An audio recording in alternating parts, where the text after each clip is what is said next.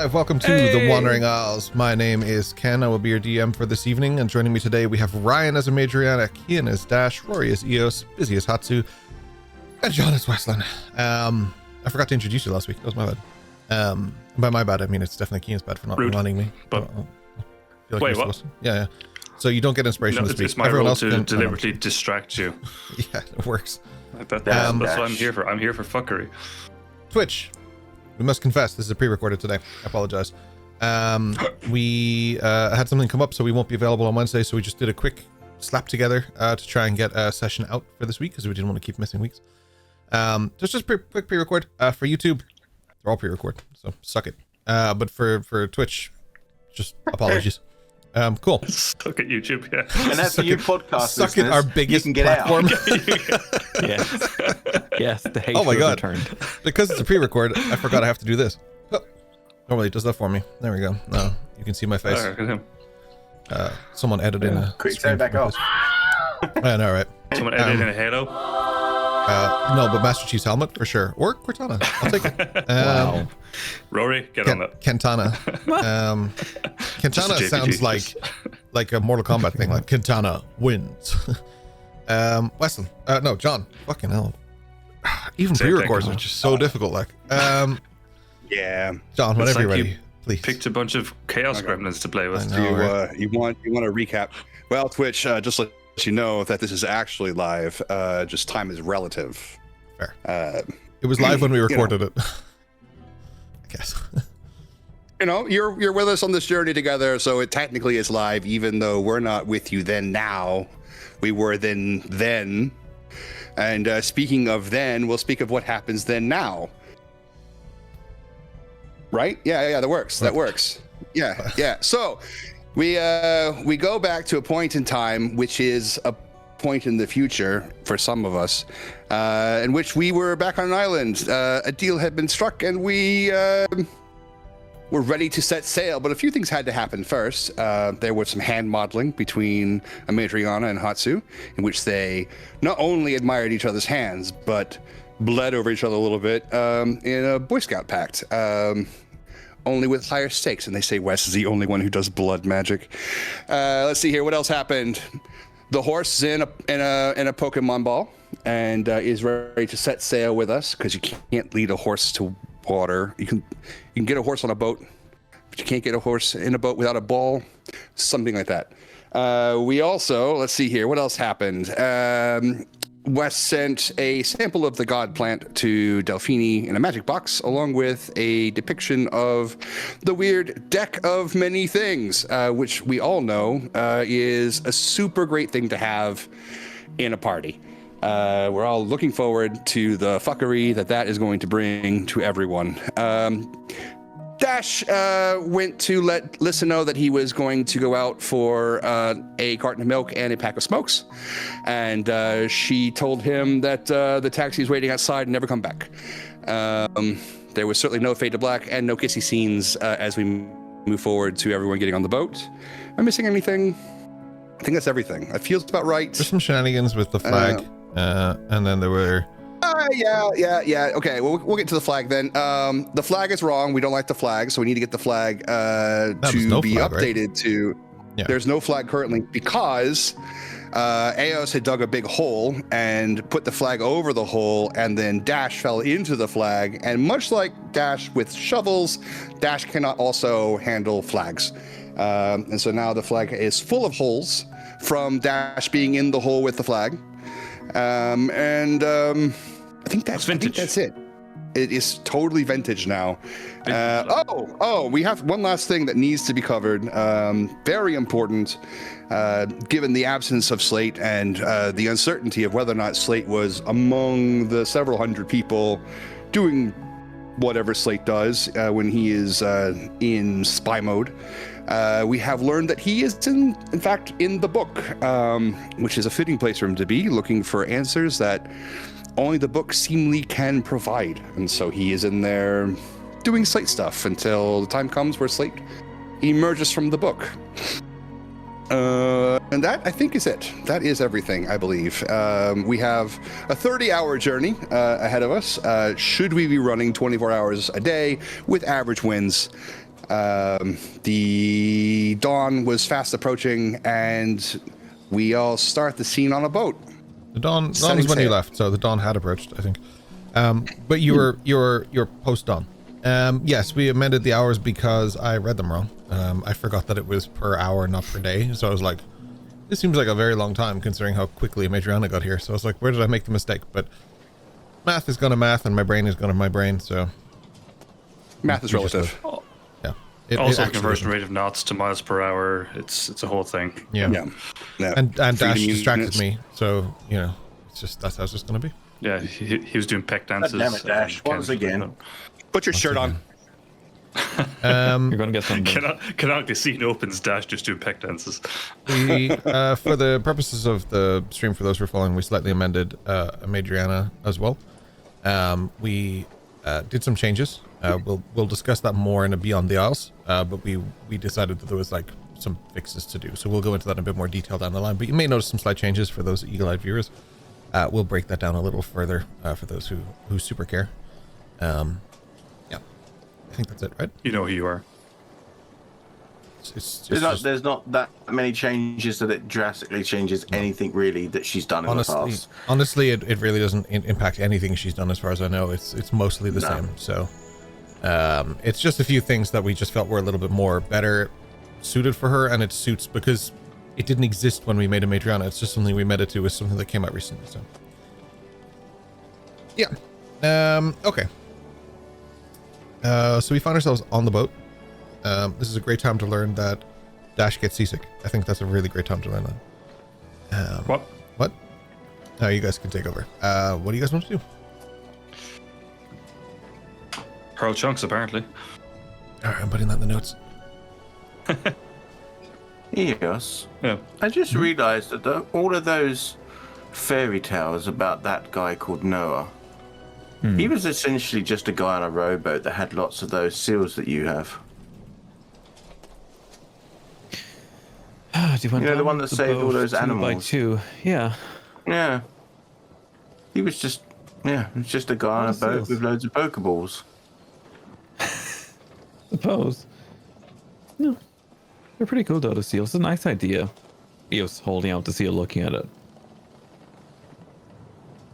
Just to check, is this one of those things that if they get damaged, it'll all, like, spring out? Like, do you need to protect seal this? in her backpack. Yeah. I suppose also, is it watertight? I'm not willing to test that. Like if let's say it was to drop to the bottom of the ocean, would Ducky survive until the air run out, or would they drown?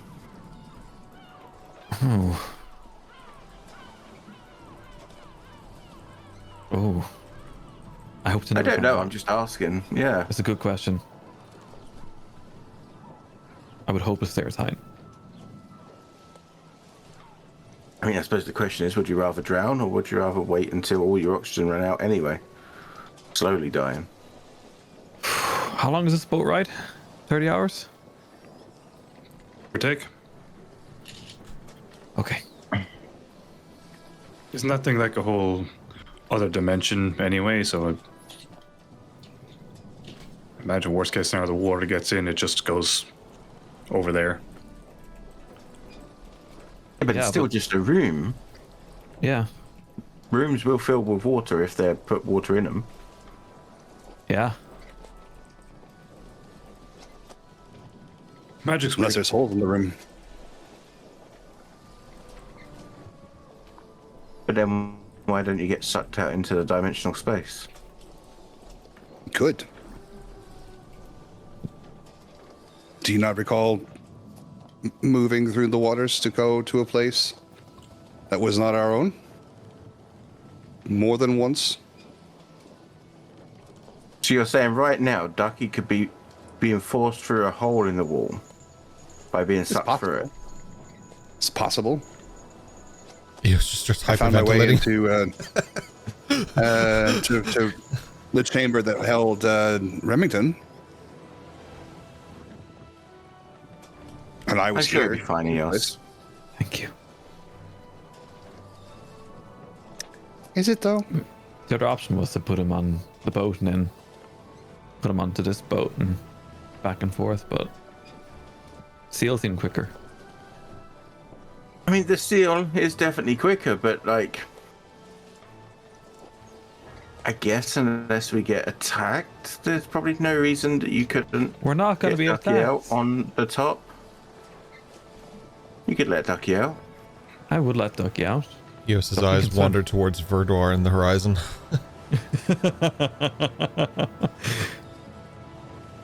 Hey, not to Hoping if they see it. not to interrupt the conversation, but can someone give me a direction to steer this thing? You're definitely interrupting conversation, Dash. Driving right Yes, towards the but- Crescent Pearl at an alarming rate. I mean, I believe Wes is our navigator / map reader.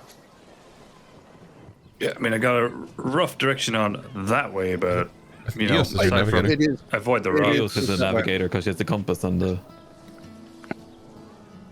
I just know how Yeah, but to then Eos, sail. you're not doing your duty. Fair. This is fair. All right. She takes out the compass. Weslyn just snatches it away Thanks. from her. I shall be the navigator. Just go ahead. No. I'm the captain now. Damn it. What? Mutiny? We're 20 minutes in. You can still see your rooms from here. There's still people waving on the Yeah, beach. Everyone's waving except for Alyssa, though. Yeah, She's yeah. inside. Oh my god. So DM, am I doing rolls first, or are we just going with the breeze? You know what directions are. Yeah. Like you can read a compass. Just- We don't need rolls for that. Roll for compass. All right. So we need to go 20 degrees starboard. That's right. Right. That's to your right, Dash. Cool. I can't tell if that was Turns out we- like you trying to remember what it was, or if that was actually. that was me trying to remember which was starboard and which was port. Yeah, literally, that was Kian. Perfect. Just remember, Dash, that port has 4 letters and so does left.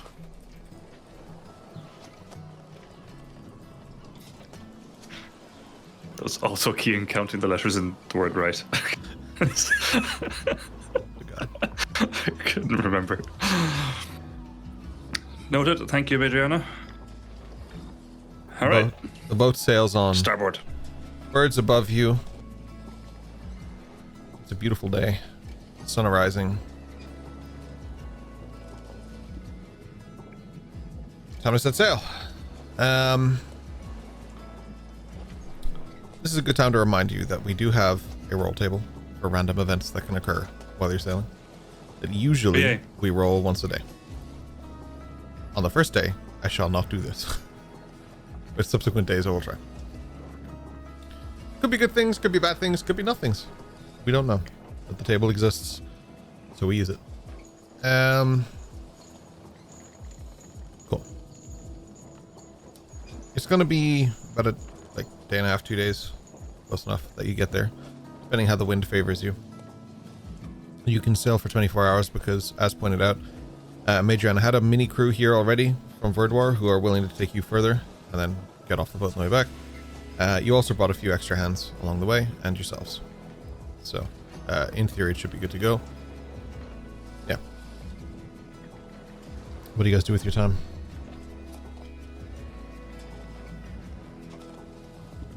I was just steering the ship a bit melancholy, but obviously naturally ditched the blazer, shirt's a bit more buttoned down because, you know, gotta go with the vibe. But he's kind of enjoying the relative peace of just steering the vessel. Do you want to stand or do you want a chair? Oh, stand. Like stand, like kind of beside it and kind of steer it like that, you know. Okay. You take 2 points of exhaustion. But that's God absolutely damn it. If at some point in this campaign we don't get Dash a cloak of billowing, I think it's I going to be know, a right. travesty. That has to happen. Absolutely. A maid outfit of billowing. Like I've actually already said to Ken that I want it. It's on this list. The whole group gave me, well, some of you gave me list items that were kind of interested to you, or whatever. When we started and stuff, and that was like one of the first things you mentioned. Yeah. Yeah. I'm sure everyone else picked useful items, and Keane's like, nope. You'd be Darth Vader, surprised. Rogue One, Cloak of Billowing. Great reference. I don't know if I picked items. I can't remember, in all honesty. It's been a while. Hey, give me a few. Oh, did I? Oh, okay. There you go then. I still have them on your list. The Count of Monty Hell no. No, I think yours were reasonable, if I remember correctly. I haven't looked at it in a little bit, but I have a roll table here that I kind of lean on, and lore beats that I tied that stuff into, so it's around. Nice. Yeah, so... Hatsu, yeah, good. are you busy right now? Hatsu's not there. He wandered off to do his job. That's That's just why back on she's the screaming island. it. Hatsu! He's in the ship, down. Hatsu! Listen to your captain, Hatsu! I don't know where he's gone. He taps Is you he on the gonna point? shoulder. Oh. What's the matter, Captain?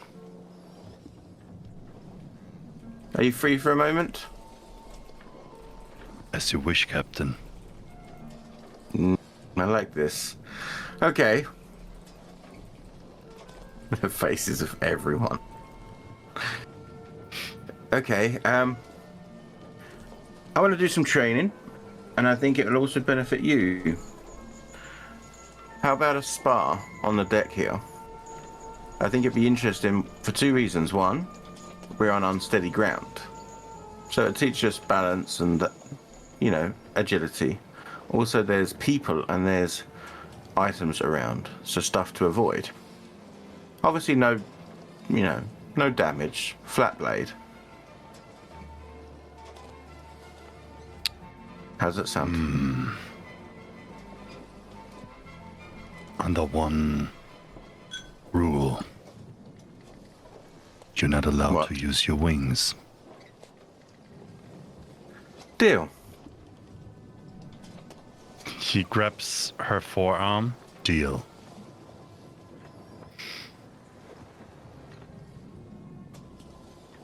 I should have told him not to run up the bloody mast. Damn it. Right. So she'll stand there and put out her rapier. Now remember, Hatsu, flat blade. I don't want no dragon attacks. I don't know what you're talking about.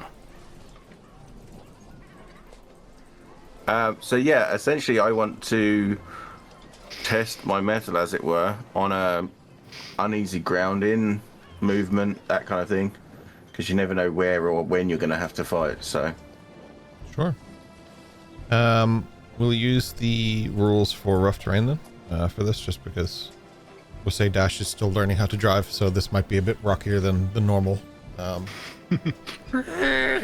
you want me to make it more of a challenge?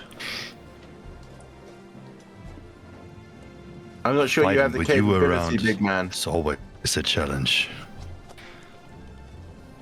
Keep us on course or you're dead. I choose to take that as a compliment, not that one, Eos. Okay. On guard. So, do we roll off to see who goes first? Yeah, I would say you guys roll for initiative would probably be your better bet. So I'll set that up for you. Oh, of course. One sec.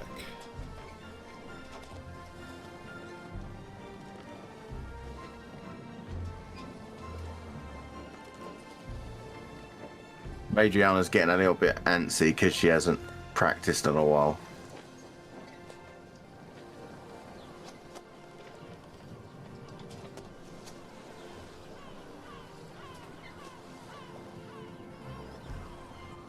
Cool. So when you guys are there, you can roll for initiative for me. I should be busy and a major in it. Just select ourselves, right? And then roll. That's right. Oh, that sucked. Yeah, I can only see busy's roll for some reason.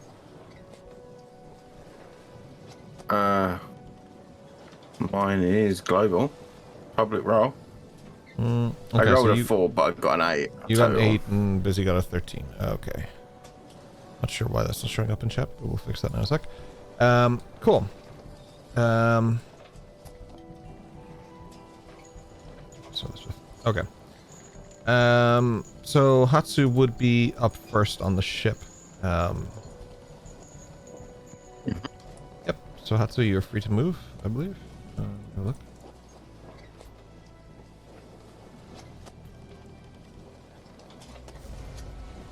Everybody, Hatsu.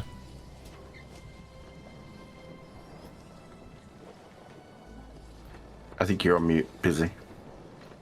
Sorry. I can't see a Madrian on the map. Can't target or anything. Yeah, I can't see you or my own character. I know you said it's here, but... For chat, you should just be... they're just on a blank map just so they can target each other. There isn't a combat scene.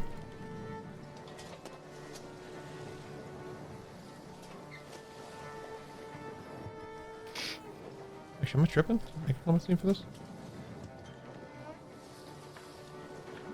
I mean, we can also do this TOM because they're not doing damage, so. That's fine. Sure, it's just helpful if you guys can target each other because that's just how Foundry kind of works.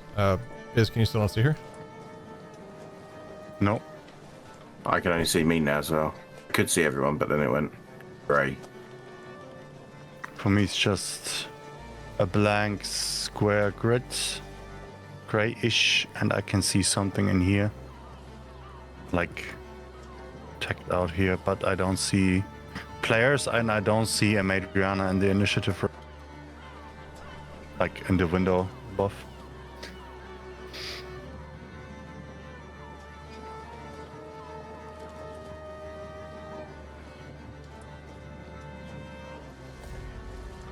I love how all the characters look top down. Now I see her in So the accurate. initiative, but not on the board.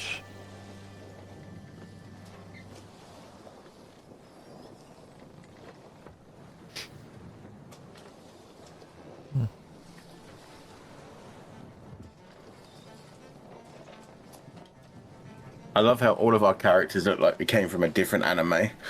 Yeah. Super merge. I'll just cancel this and you guys just roll it and we'll do TOM because this is taking a long time. Okay. Yep. Oh, good. Cool. All right, Take your so shot. he would normally he would drag the whole blade, but this time he starts with, while he's getting the blade out of the saya, he would make his first strike with the backside of the actual grip. Okay. And So the pommel. yeah.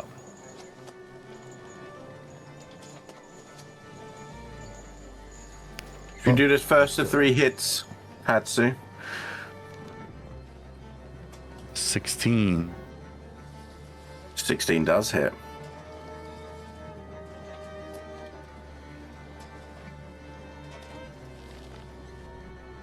For 12. Are you actually damaging? No, not really. I just want to make her feel it in her in her belly. I believe we call that non-lethal in the biz, right? Yeah.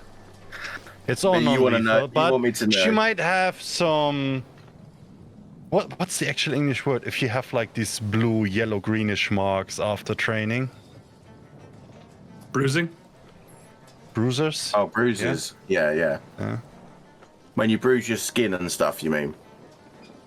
Yeah, she will okay. definitely have some markings of where Hatsu did hit her. And he as he hit her belly, he then turns right around, draws the sword, twists this while he's turning, and goes for the right leg of hers to kind of make her in an uncomfortable stance. Oh, you get 2 hits. Okay, interesting. That's an 11. That misses. So as he misses, he follows up with his left leg. And then unarmed strike How does he get 3 attacks? with a net 20. Okay. Obviously hits.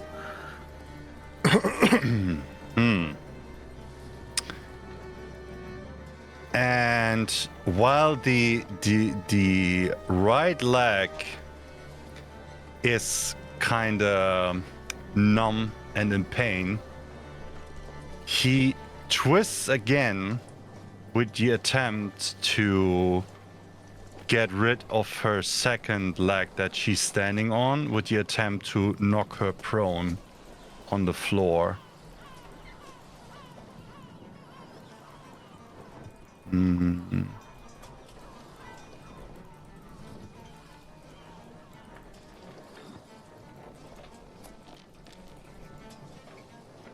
With an 18. 18 hits. So he wants to get rid of the second leg as well. But just before she hits the ground, he catches her head with his left hand and kind of gesture to lay her down to sleep. I think that was... Oh, sorry. I think that was 3 hits. Your skills have definitely come a long way. I'm sorry. But we'll see what you've got. And as I'm laid down, I'm going to kick off and slide in between his legs so that I then stand up behind him and just give him a slap on the back of the head with the flat of my blade. Hopefully, anyway.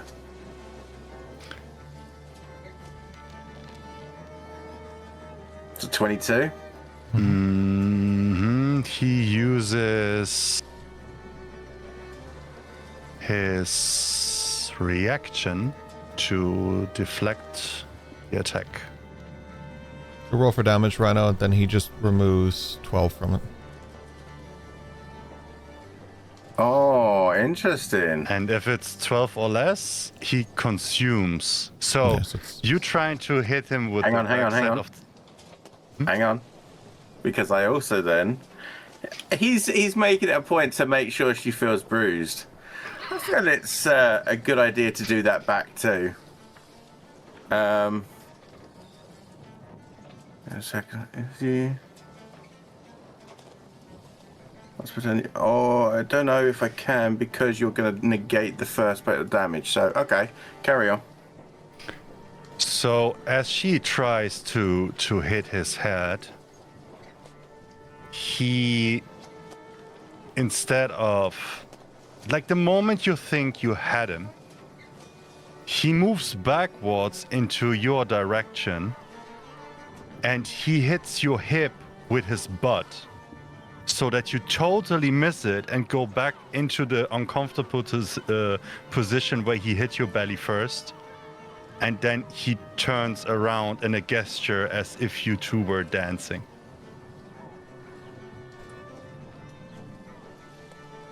I think, I have to say, Just very- your attacks have definitely changed.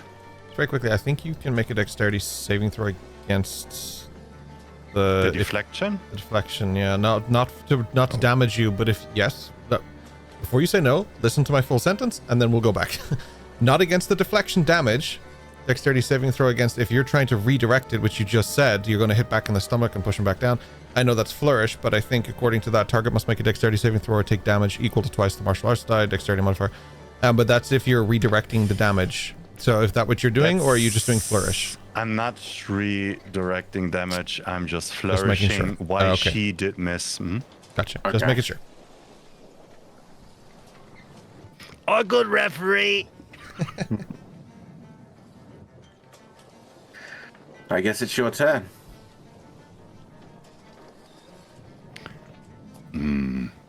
Wasn't the terms the first 3?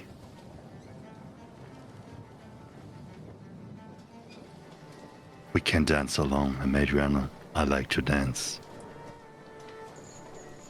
And She dips her head and bows gracefully while still keeping eyes on him.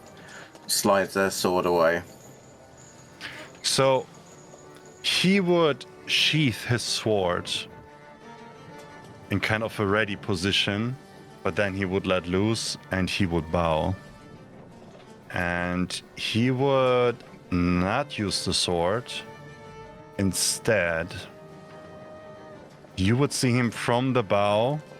He would swing his left leg up, and that would propel him forward, and he would use that like that elevation and movement to jump further in and try to kick you with his right leg. Can I use a reaction? If you have a reaction. Yeah. I cast Featherfall on him, so he doesn't move as quick, and I sidestep. If you're great at Featherfall.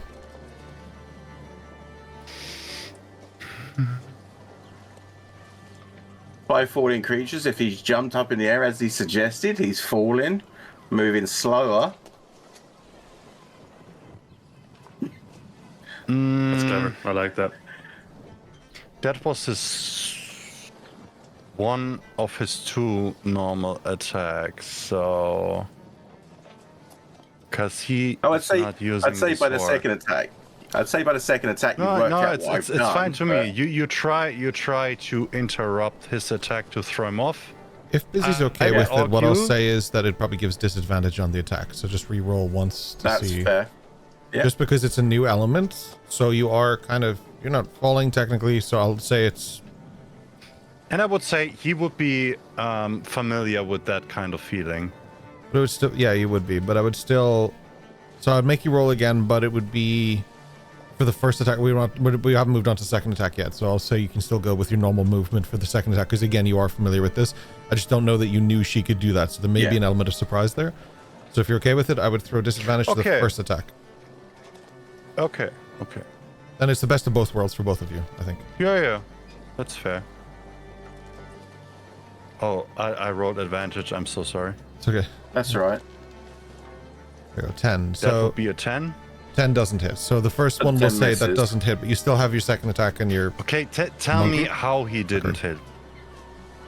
You just probably so- weren't expecting it, No, I no. think. Oh, right. I want to hear it from Adriana. What happened? Okay. So as you jump into the air, she realizes that she's got that slight advantage that I can control the air a little bit.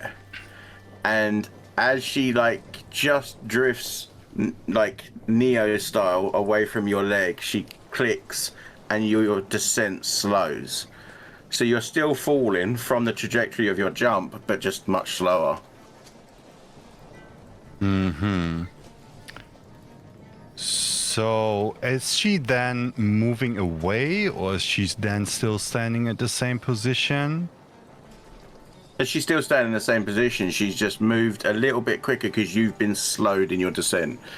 You're slowly descending, but your attack movement isn't slower. Okay. This was more a surprise that you wasn't expecting.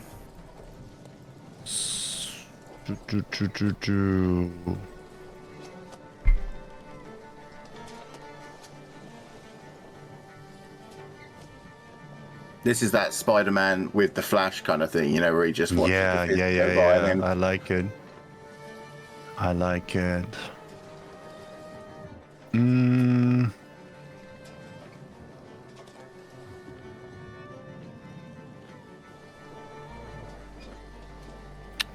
Okay, that is an action. Okay, he would go. So he missed, and as he lands in this slow falling animation, he would glide down like you would have seen it before. So he glides down like that onto one knee, and with a burst of power, he goes back up and tries to get you with a left hook. Okay. With a Hits. 24. And to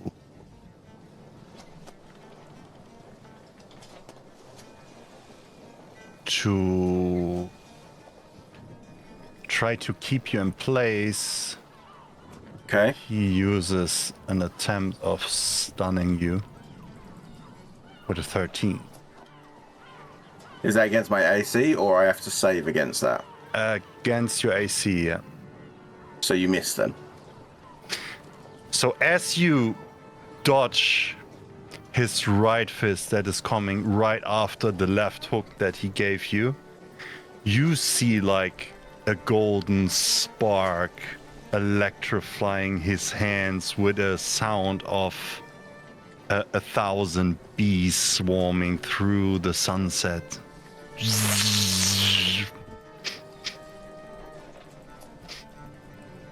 And yeah, quite obviously, she gets out of the way of that one.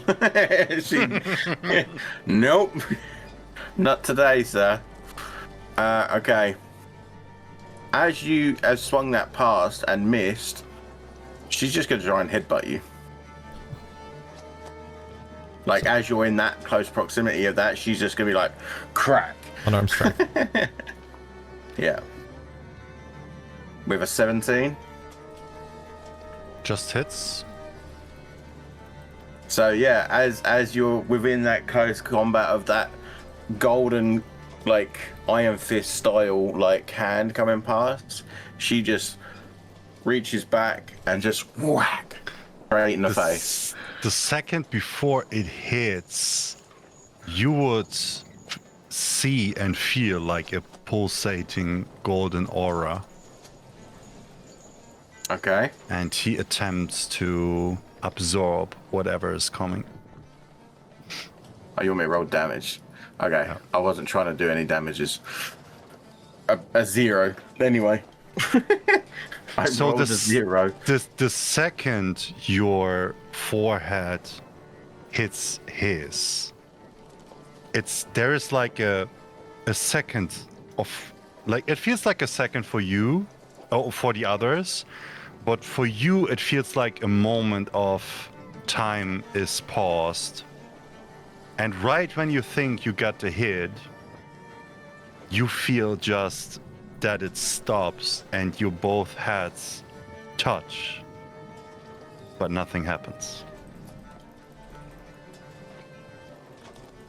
And Hatsu would stay in this position.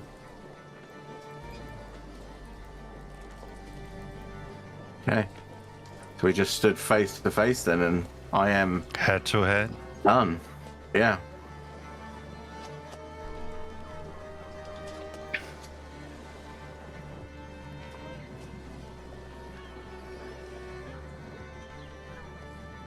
Can you do that every round?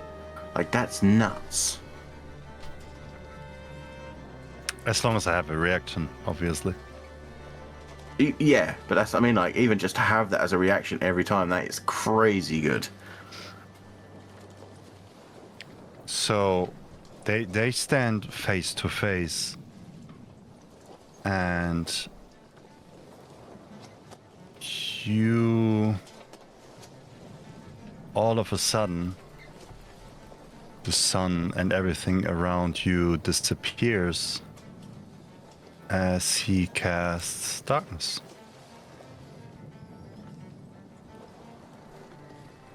Okay. Don't trust your eyes. Don't trust your ears. Trust your heart.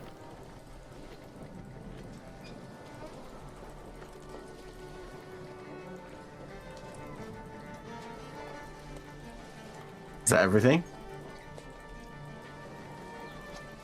Yep. It's your turn.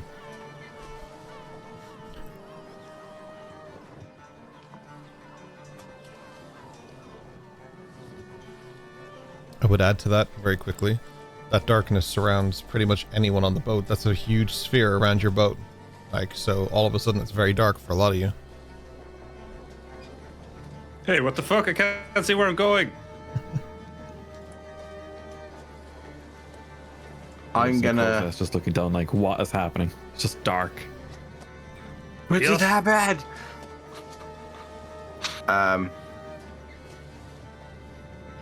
I'm just gonna stand there and I want to listen to see if I hear any movement.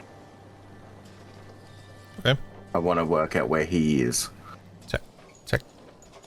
Technically an action, but we roll with it. No, that's fine. That's fine. Actually, DM, Do you- while that's happening, do I see him with my ability? Your ability to have pecs? Oh, blindside. 10 feet, I think. Yeah, Okay, so yeah. how close are you guys fighting to Dash? Like, are you on top of him? Like, his hats are just leaning against Dash's No. back, just punching at a mage? And we were like in the middle, like Yeah. in the middle of the deck. I would say you see it's just- you see them faintly, like you'd see someone through fog. Does that make sense? Like, Yeah, but it's just curious. I can't recall. There wouldn't have been a situation where Dash would have been very aware of this happening. So just if it goes suddenly dark and he's seen Hatsu do this, and he can still kind of faintly see people around, he'd be like, I'd say you can "Fuck, see. but I don't have glasses on. Wait, what the hell?" Right, yeah, I'd say you can see the silhouettes of people. I'd say Eos is somewhere near you and stuff because she was navigating anyway. So I would say Eos She's is in somewhere near you. Cole's And, well, if you were navigating, you would have had to come down and talk to Dash, unless you're just yelling instructions at him for no reason. Fine, I'll say Weslyn. If Eos doesn't want to be anywhere near Dash for some reason, I will say Weslyn. Weslyn can see through the Weslyn's whole nearby. thing. He can Yeah. see through magical darkness 120 feet. So he is nonplussed by this darkness. Cool. Weslyn's just sort of sees Dash nonchalantly, and Dash is like freaking the fuck out. The ship's length is 90 feet. Yeah, so the 20 middle of the degrees ship to is the still right. impacted by darkness, which is 45 Yeah. feet. So Yeah. the very tip and the very back of the ship. So maybe Dash is in the curvature of it or something like that. It'd just be kind of a So- cool, wait, what the fuck? I can do this kind of moment. Yeah, you get that moment. That's cool. I don't want to shit on that moment. You're good. Hatsu would move over to a different kind of training that Amadriana would not be familiar with. And in the past, Pocket set. they Sorry, they used to do training in the dojo in pitch black darkness. And the game was, one is the attacker that has to touch one of your knees, and you either have to deflect or move while it's happening. It's more like a sensory practice, like get the feeling somebody's coming, get the ears and the hairs on your arms and everything to kind of give you that split second of reaction as it comes.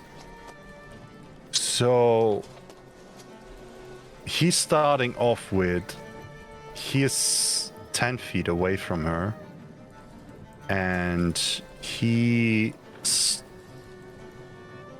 makes a noise on the ground with his foot. So he kind of clanks on the planks, and with his bonus action, he uses Shadow Step and teleports right behind her. Okay.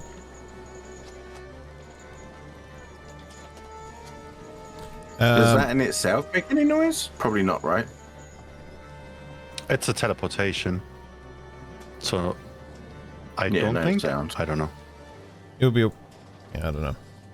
Like the way Nightcrawler They say teleports, no he sound. he Yeah. makes noise, but like that's a bamf. But I don't know.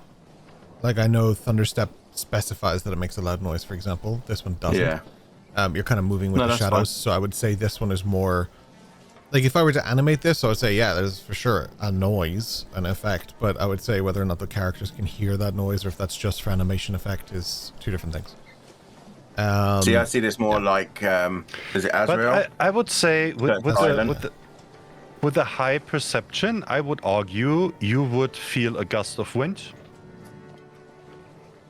Yeah, she does have Yeah, an because amazing perception. Oh. the air is pushed away, and she's actively trying to Well, that's the point. to Yeah. I would make an active get check. her senses. Okay. So give me an active So would you perception want check that? at this point. Yeah. I'll Okay. bake this into your turn because you were trying to do it during Hatsu's a second ago. So you still have his bonus action and stuff. But yeah, I would bake this into your turn a little bit, but I'll give it to you as a bonus action for now. Well, that was my turn from before. Anyway, that is what I was doing. Was I was actively perceiving, so that's fine. That was my action anyway. In that case, you need to roll for me. But Either way, yeah. I got a 19 rolled for a 25 total. Oh, hell yeah. I don't know why I can't see your rolls. Oh, I see it here. I don't know. I can't see it. I don't know why. Oh, it's not your fault. I'll just... It's definitely on public roll though. Yeah, it is. It's just not popping up on the stream. Cool. Yeah, no worries. 25 happens. You can detect him because it's, well, technically, actually, you would need to make a stealth roll for me to know. Let's just make an active stealth check for me, please. Yeah. Because it's meets it, beats it, breaks it, kind of thing.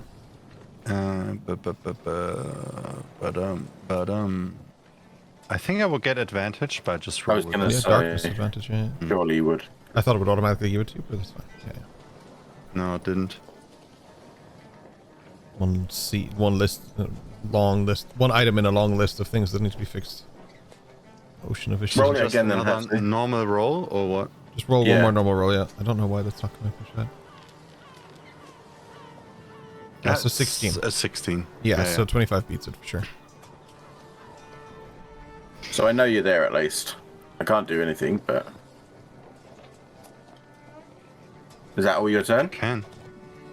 That was his turn, yeah?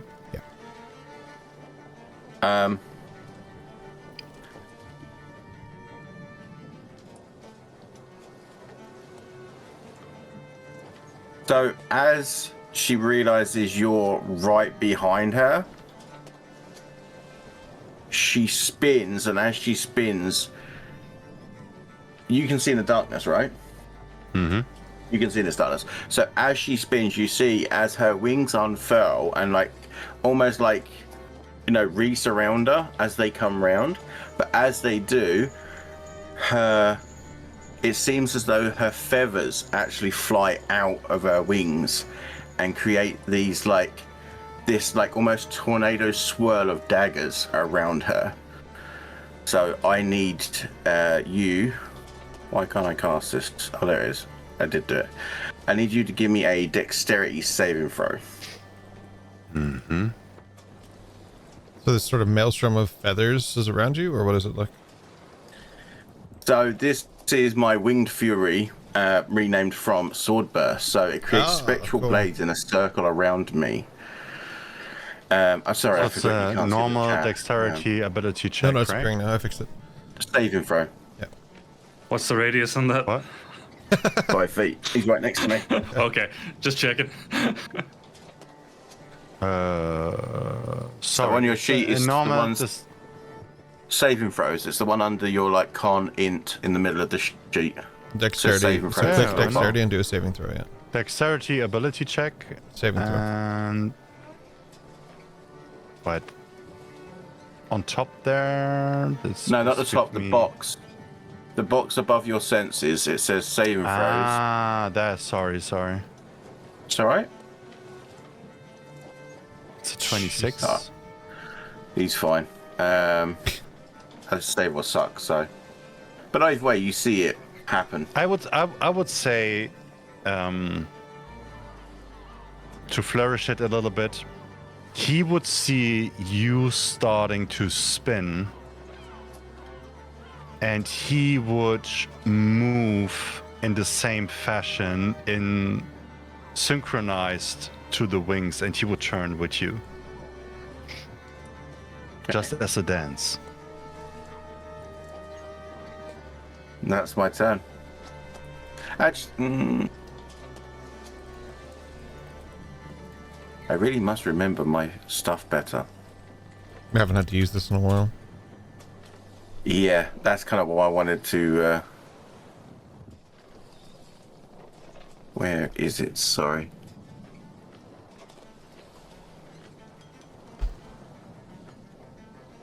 See, no, that's what I can see. I'm going to use my bonus action to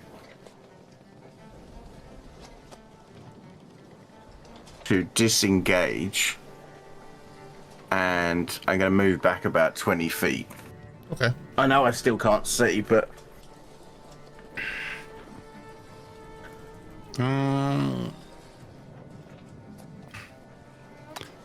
Back means away from Hatsu, I guess. Yeah, she disengaged though. Yeah. So where she felt that you ended up, she would back the other way to give space. Mm-hmm. He would use... He would use his bonus action for a shadow step. He would teleport right in front of her. And then with his right arm... He would make like... He would be there, but to arrange the level, he would extend his left leg, stand on the right leg, and would go down while he's trying to hit her inner right knee with his right hand to kind of start that kind of game now. So he would just touch. He wouldn't do damage or anything. He would just try to hit her inner right knee to indicate that he got her.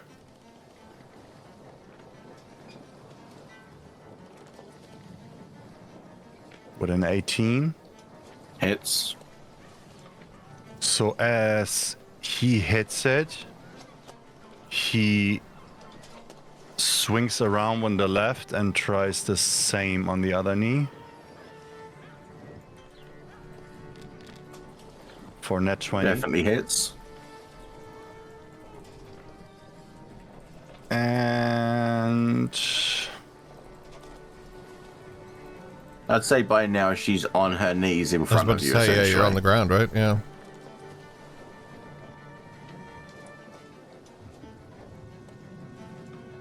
he would then gently go down on his left knee that was extended before and kind of be in the same kneeling position. And he would whisper, "Have you ever drawn while sitting? It is way different." That's his turn.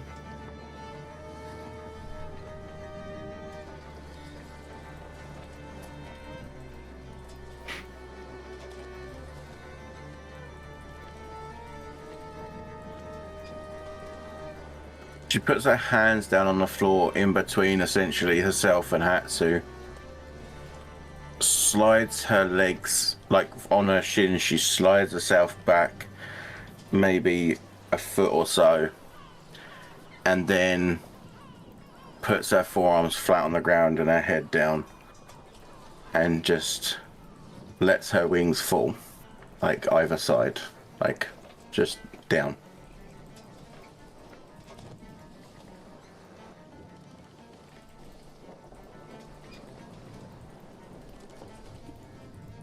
You're on mute if you're talking busy.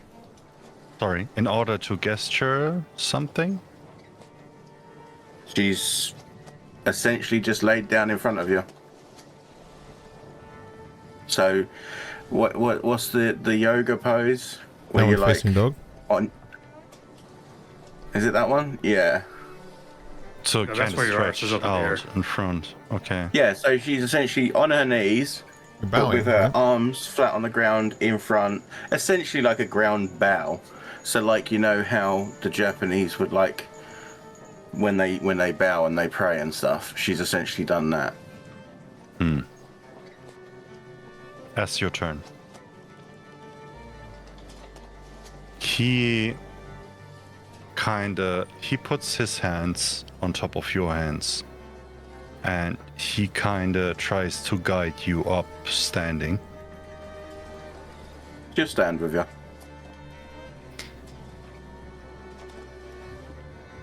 Sometimes it's hard to see when your eyes are closed. Sometimes it's hard to see when your eyes are open. Everything is one, Madriana.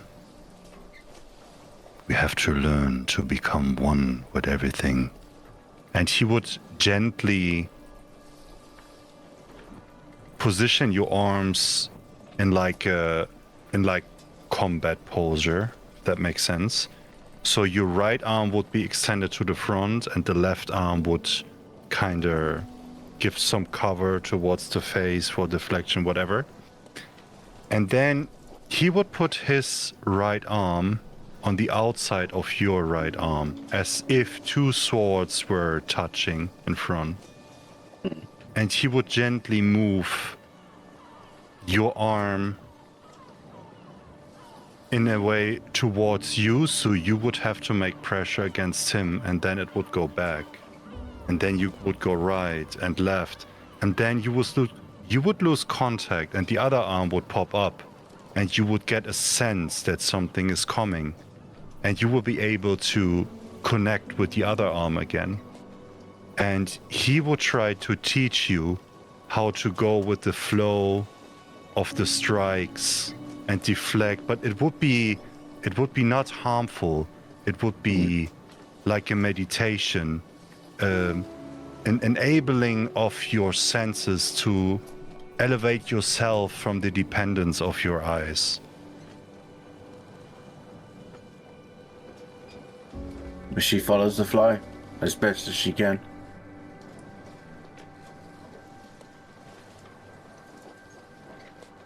By the way, you might want to drop the darkness now before Dash crashes us into a rock or something. And as he drops the darkness, people would see how both of them kind of go back and forth, faster and faster and faster. And Madriana wouldn't even realize how fast they were going already, because it felt so natural for her to do that.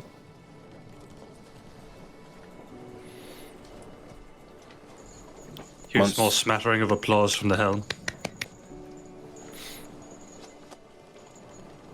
Once they slow down and eventually stop, Madriana will bow to him, and it'll probably be the first time she's ever bowed to him or anyone where she doesn't actually keep eye contact. And then she'll rise back up. He bows as well, and he says, "Domo arigatou gozaimashita, senpai. Thanks for teaching me.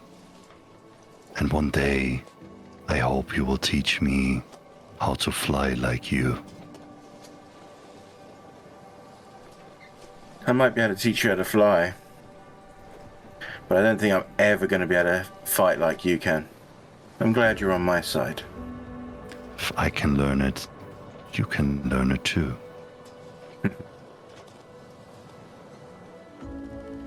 Here's to the future. Thank you.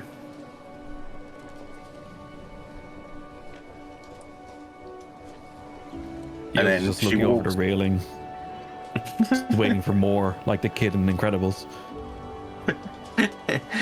What are you watching for? I can't help it. Yeah. Madriana's going to walk off, kind of like confident enough, as she always does. Maybe once she gets into captain's quarters, it's like, oh my god.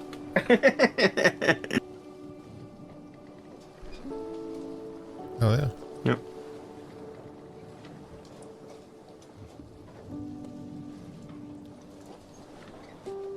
Yeah.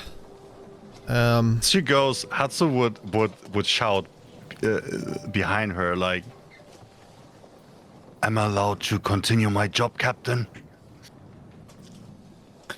Get back to work, Hatsu. And he goes back into the, what's it actually called when you go down to like to sort the inventory and everything. Poop deck. He browses through the Cargo. backpack, what is there and everything. Yeah. It's either cargo or hull or hold. One or the other. It's all good. All the same thing. Or apparently Dash has just been using it as a personal poop deck, so I mean, whatever. Yeah, we just go down there. Been here Like, 20 why is there minutes, he's gone shit there everywhere? 5 times. I've gone through that coffee really Who works. shit is this?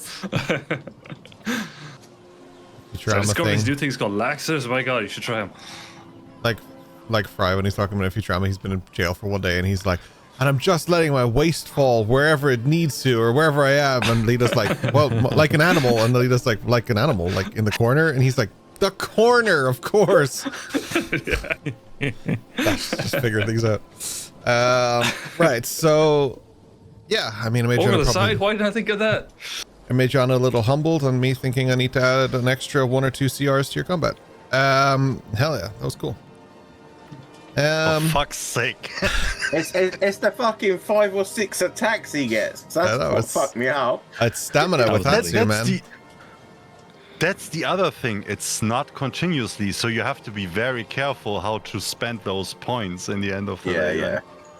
Yeah, a long combat. All you have to do is survive a little while with monks, man. Like, and it's not an easy task because if they get that beginning of fight stamina, but they get worn down like in real world boxing and stuff. So it takes a beat. Yeah. Yeah. I mean, that probably passed what, like 14 days or something. No, like you guys have passed a little while. I'd say by now, in terms of your travel, you're kind of making your way around. Is this Dragon Ball Z? What? Yeah, I know, right? From 15 different perspectives, the same punch. Just that one fight that went for like 12 episodes or Mountain broke. Oh, that 5-minute fight. Yeah. Yeah, I mean, at this point, you're probably passing kind of Verdoir and that sort of stuff. Like, you're heading down that way. Smattering of applause also comes from the Verdoirian people who are on this ship. Most interesting thing they've seen in days. Other than a big pile of pink trees just suddenly show up, and which should be interesting, because it occurred to me, actually, after our session last week, that they're going to have to mention that. So, like, I guess that's going to be interesting, too. Yeah, it'd be nice if someone explained it. They're equally as confused as you. Magic. 10 degrees port. Oh, yeah. So anyway, they just appeared out of nowhere, Dash says to NPC. It's like, Dash is having like his new best friend for life. He just makes out of this random crew. Greg! Jack! Why is the rum Your gone? name is Jack. Your name Jack, is Sparrow. Spar, and Ro. Yeah. Oh, god damn it. Wow. I tempest this beard. But yes, the reason why Eos is up in the crow's nest, just for viewers, is she's navigating with the compass, so she needs to see. She's She's sitting up there with the Twilight Shroud. Actually, the beauty of a compass is that you do not need to see.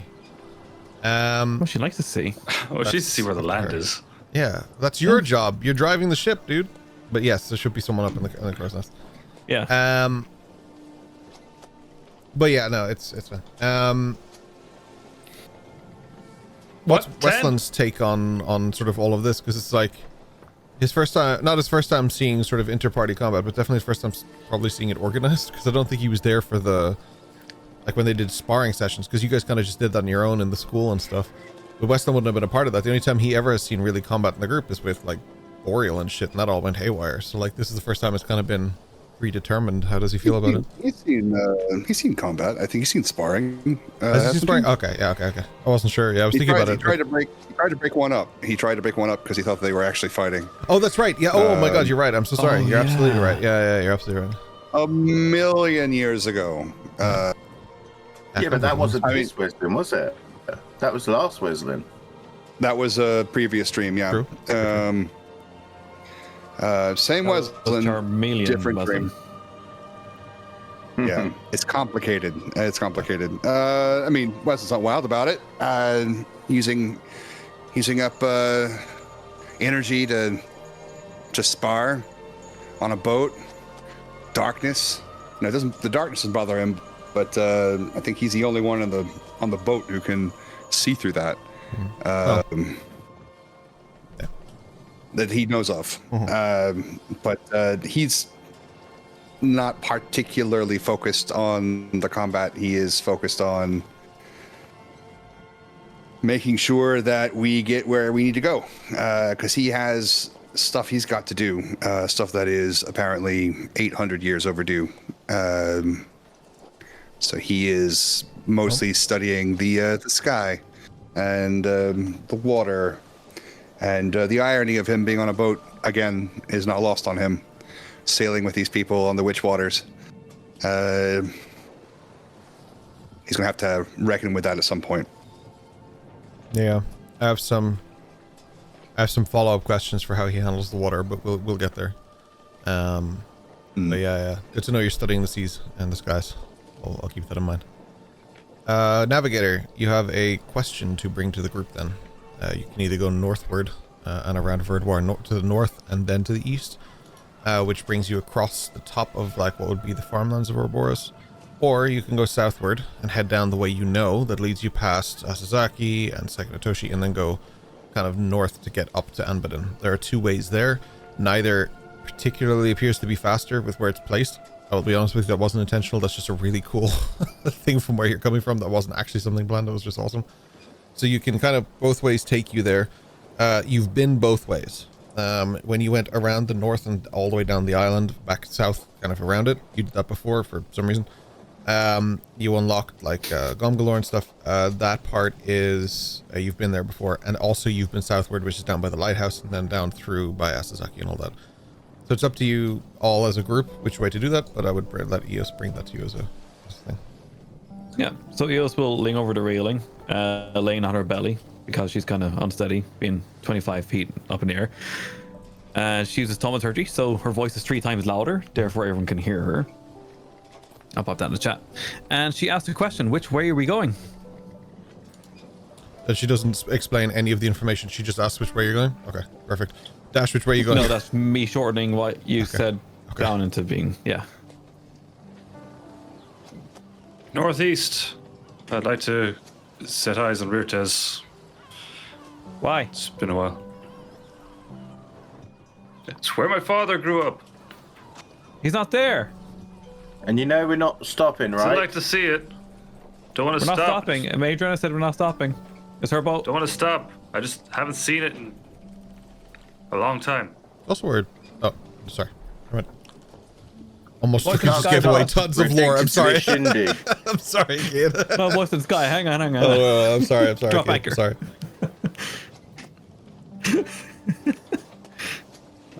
Sometimes I miss the cue. Northeast. 1 vote for Northeast. What do you What's mean the crew one say? vote? I'm driving. Turns northeast. He thinks he's telling Oh, he North. turned his boat around. Actually going, It's just the way. Okay, 1 for Rirtes. Who's going to Obama Plaza? Where are we going?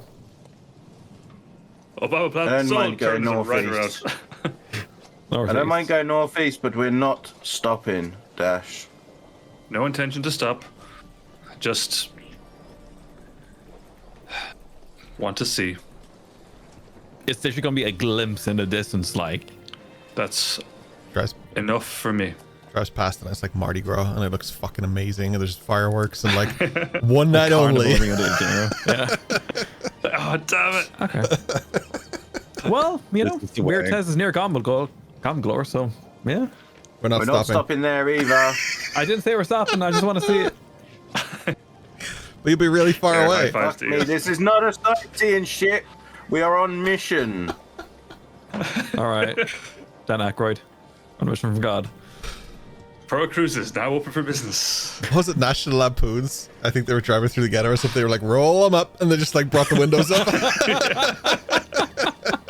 My God, what a reference! Holy crap. Okay, We're just gonna cut that's fucking cannon hatches. Yeah. 2 for Northeast. What does Hatsu's and West say? Hatsu's under deck. Okay. Wes, you're viewing the sky and the ocean. It would be unwise to go south. Only for the fact that we have only been gone for a few days. And the king's army is there. Perhaps his navy still lingers in the waters to the south. We already have danger facing us to the east. Best not to further complicate it with the danger that we escaped earlier. Wise. Yeah. Okay. Dash, my friend, please. 30 degrees port and full sail. Going. And Dash just kicks the rear end out a little bit. Just, you know, It's a stern. It's called a stern. drifts the ship. My guy. Nice. Din din din din din din din. You travel for the rest of the day, Dash. You're getting kind of probably at this point, I would argue, a little bit tired. Verdoir in your back, Rirtez up ahead, Gum Galore up ahead, but you're still probably, that'll be the day 2 part of the trip while we're rolling dice for no particular reason. So once we're kind of in the, and there's just clear water ahead, we don't need, blow by blow navigation. Dash Excuse me, sir, I always need blow by blow navigation. Sorry, go ahead. Dash should ask Eos and Weslyn to join him up on the helm. Sure. Okay. He was throwing up the entire time she climbs down that ladder. Sorry. Down Carrots. my new Why is it always suit. carrots? I don't eat carrots. Hatsu just ninjas a mop Oh, across the okay. floor before anyone can see, and it's just gone. Yeah, sorry, carry on. So once they arrive, Dash just kind of sit, kind of back against the railing, just to relaxing a bit. Once they're both there, I have. Who did you bring up? Sorry, it was Eos and who? Eos and Wes. Wes, sorry. I have a curious request of you both. I would have asked Slate, but naturally he's not about. And he takes out his journal. Kaelora seemed rather interested in this whole thing, and it's stuck with me for some reason. So I was wondering, could either or both of you see if there's something more to this? Because I can't think why someone like Kaelora would have interest in a simple old journal. But don't you just draw like birds and things in it? I do, but given it piqued her interest, I know little about magic, but I know enough now not to let something like that just lie. Is there something more to this? Eos looks over to Wes as if, what you reckon? I'm gonna ask a quick question to Rory. Do you remember why she had interest in this book? Because you specifically had a hand in it. If you don't, that's Yeah, okay. because she. No, I remember Eos brought up in conversation that the journal contained various drawings of birds. It's a hobby, it's Dash, and Kaelora kind of picked up on that. Are you bringing that up to Dash, or are you just bypassing that completely and just kind of navigating around it? I'm just asking you, as in the DM. I'm not trying to navigate your story, but I just wanted to remind you that beat happened because it was quite a few sessions ago. We've had a shit ton happen since then, so this is DM reminding, not absolutely not DM steering, if that makes sense. Well, while she looks over at Wes, then she go, "Oh yeah, I told Kaelora that you draw birds and things in the book, and feathers." And that was of interest to her. Oh yeah. Did she say why? No, we talked many a topic in that. I mean, years ago I wouldn't have cared at all, but knowing what I know about, well, not a lot about her, but the brief interaction I had was enough to be impressed. She's amazing. So, yes, when someone like that takes interest in something so otherwise benign, I don't know if it raises concern is the right phrase, but it definitely gives reason for another thought. You know, she could just be into bird watching like you. Maybe she hasn't been to where we've been. There's a group we chat, were she's in- not in it, so... I don't have WhatsApp. What's Floxap. WhatsApp. Kaelora shares blood with the dragon. And the dragon, as we all know, has a particular love for books. The magical sort. Could just So be you a... think Might be magical. No. It's possible. The rituals are simple. Simple enough. Would it be too much to ask for you to check? Where did you get the journal from originally, though, Dash? Like, did you buy it? Did you find it? Did you make it? Just picked it. It was one of those It's hard to explain. And Adriana would understand. You're on a job. You have a different target, but something just catches your eye. You think, oh, that'll be useful. You pocket it. Where did you pocket it? To be quite honest, I couldn't even tell you. Okay. It was that much of an afterthought that it was simply. It's like where did you get a pen? You know, you just have it.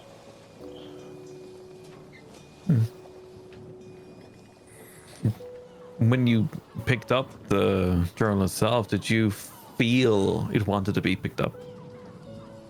Did it speak to you in any way? Not that I recall. It's just, again, to my mind, it's just a book. It's like it's. I kind of thought, oh, interesting cover. Grabbed it. What's on the cover, Dash? Eos looks over. Embossed birds. What kind of birds are they? Nothing specific that I could ever make out. Just kind of they just kind of look pretty.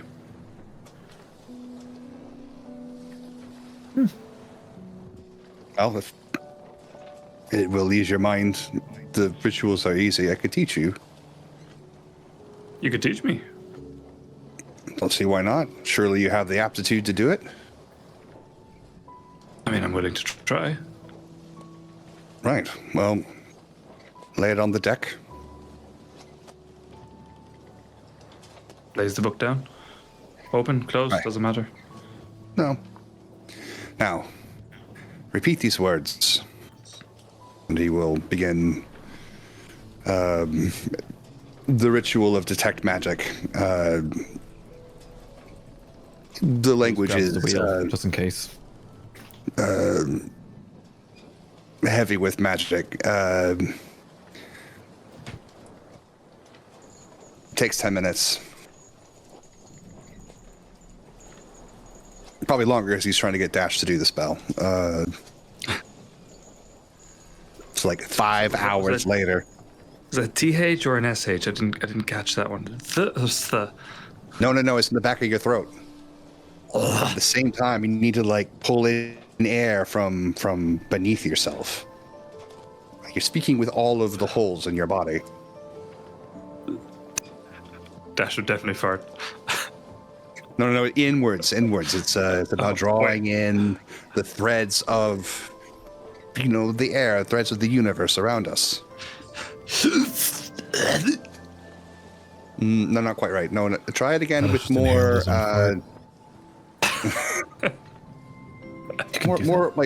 more force, like near your navel. Like you're not only drawing in like the. No, it needs to be beautiful.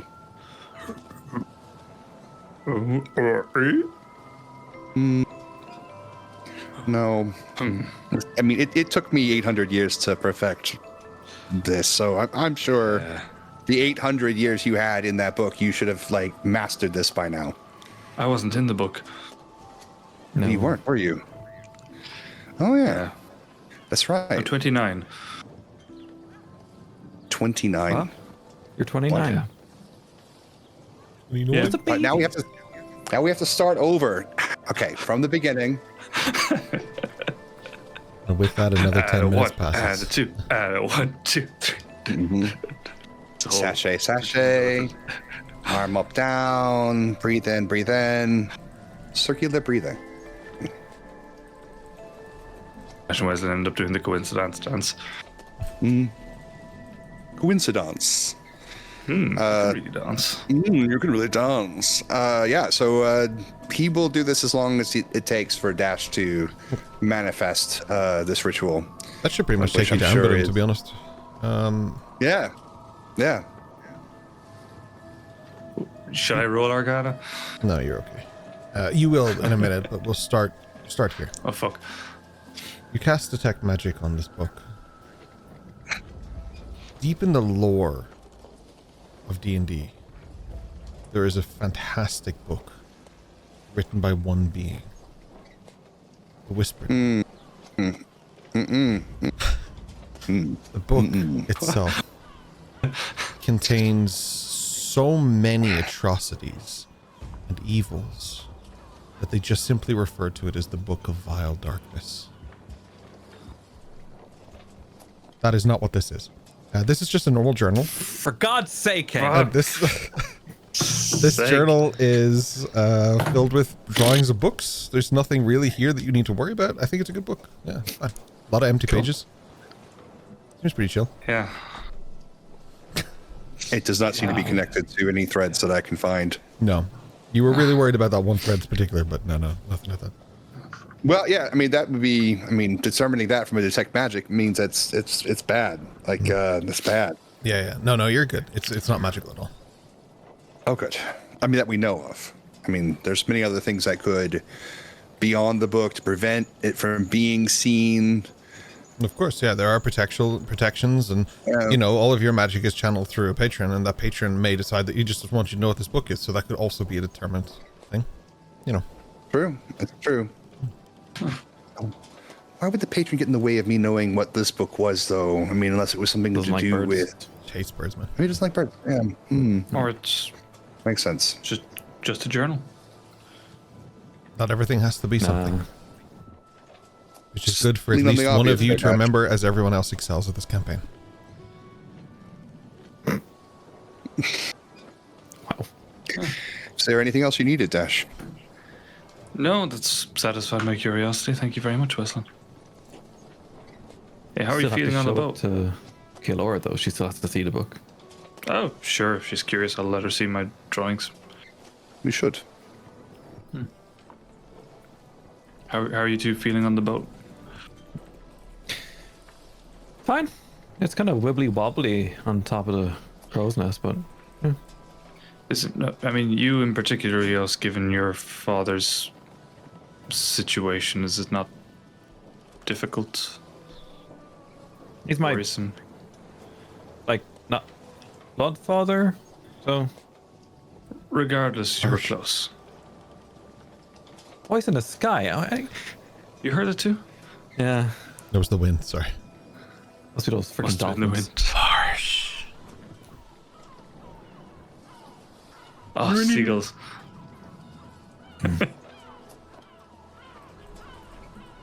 No, but genuinely, like,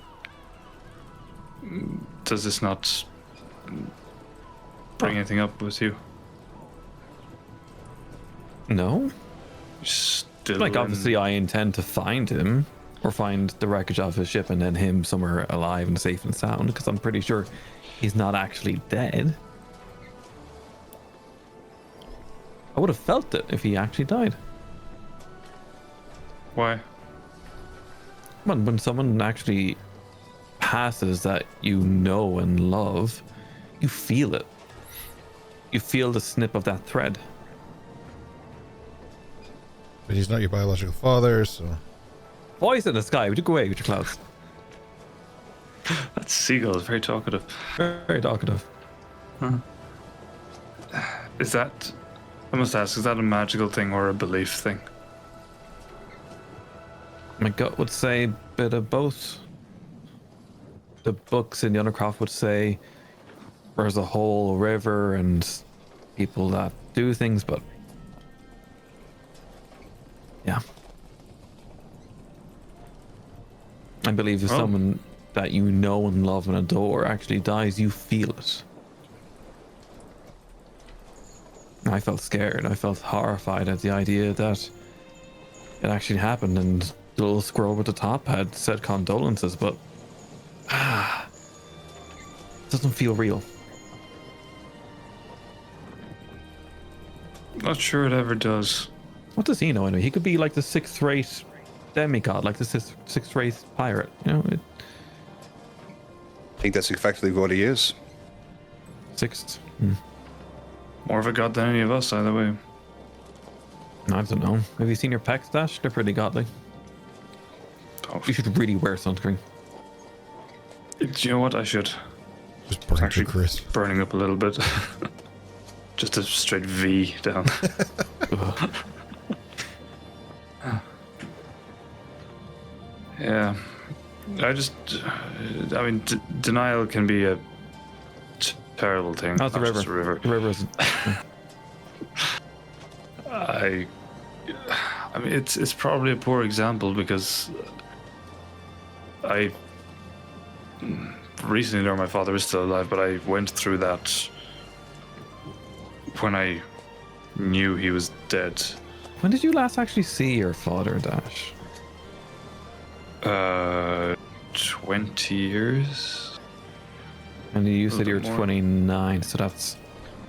You were 9. I think I was like 8, so 8. 21 years. Oh. It's been a long time.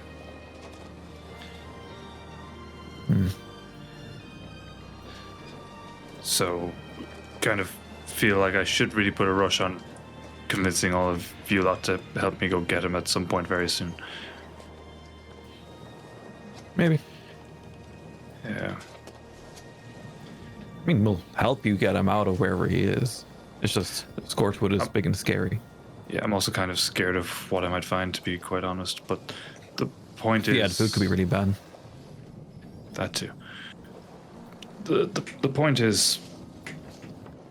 At some point you have to accept the loss one way or another.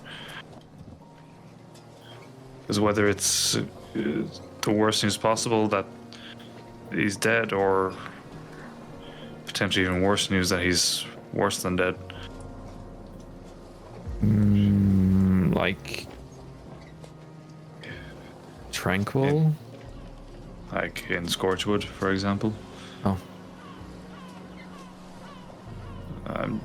What's the... Saying the I don't know much reality about your might father. catch you off guard if you're not prepared for it. What was he like? You would have liked him. Okay. He was a merchant. He was a good man, a strong-willed man, very firm in his beliefs, anti-authoritarian, as you may have guessed. He believed in fairness. He was empathetic to all who were mistreated. You said he was a merchant, though. What did he transport? What did he sell? You'd never say. Oh. He spent a lot of time away at work. But I suspect now that his work was a mask of sorts, a shroud to hide his true calling. What do you believe his true calling was? Helping people like you.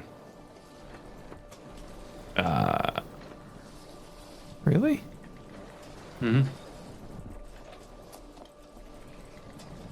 Dad You said his believed in name was fairness. Marcus, wasn't that his name? Marcus? Mm-hmm.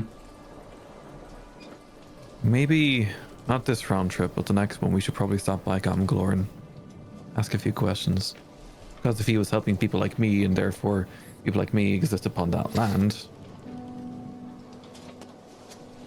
We're not stopping. Not now, but Yeah, maybe. It's a possibility that he's not even still there. yeah, he could have merchanted himself somewhere else. Not everything that goes to Scorchwood stays there. Some things are tools. And there are those that we have met, like Slate, Oh yeah. who wander the Isles. It is possible that if he is still there, that we could perhaps speak with him through someone else. But I don't think that necessarily will come without a cost. Do you mean Harrow? It's the only one I know of that can be in and out of Scorchwood. We're off to get something she wants. Might be a bargaining chip. If nothing more, it'd be good to know the cost of such an endeavor. It's better to go with an offer first.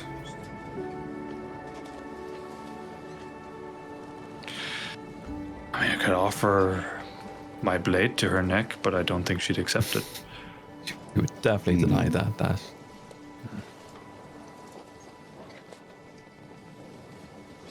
Think about it. I need to do something in that regard soon. But yes, I shall think about it. She wasn't all that cruel to me when I talked to her, that Harrow person. She has a strange softness to her that almost makes the cruelty even worse. Yeah, Slate had it very bad. I mean, there's a brief moment of almost friendship back in the Arcanum Double-edged sword. when I was winning that bet with Madriana. Which bit was that? Oh, she bet that I couldn't get into her little lab. But I did.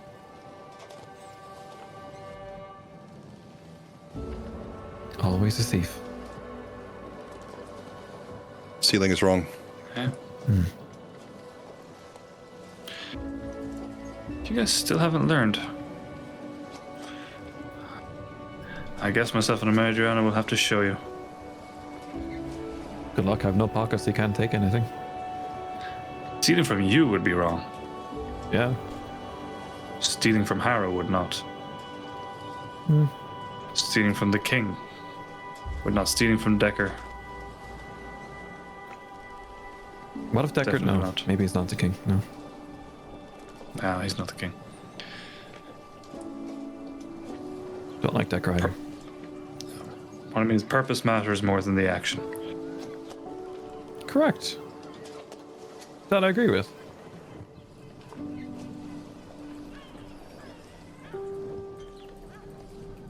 We should probably go take a rest or a nap or something, Dash, because if we want to sail straight for 30 hours, it's, you know.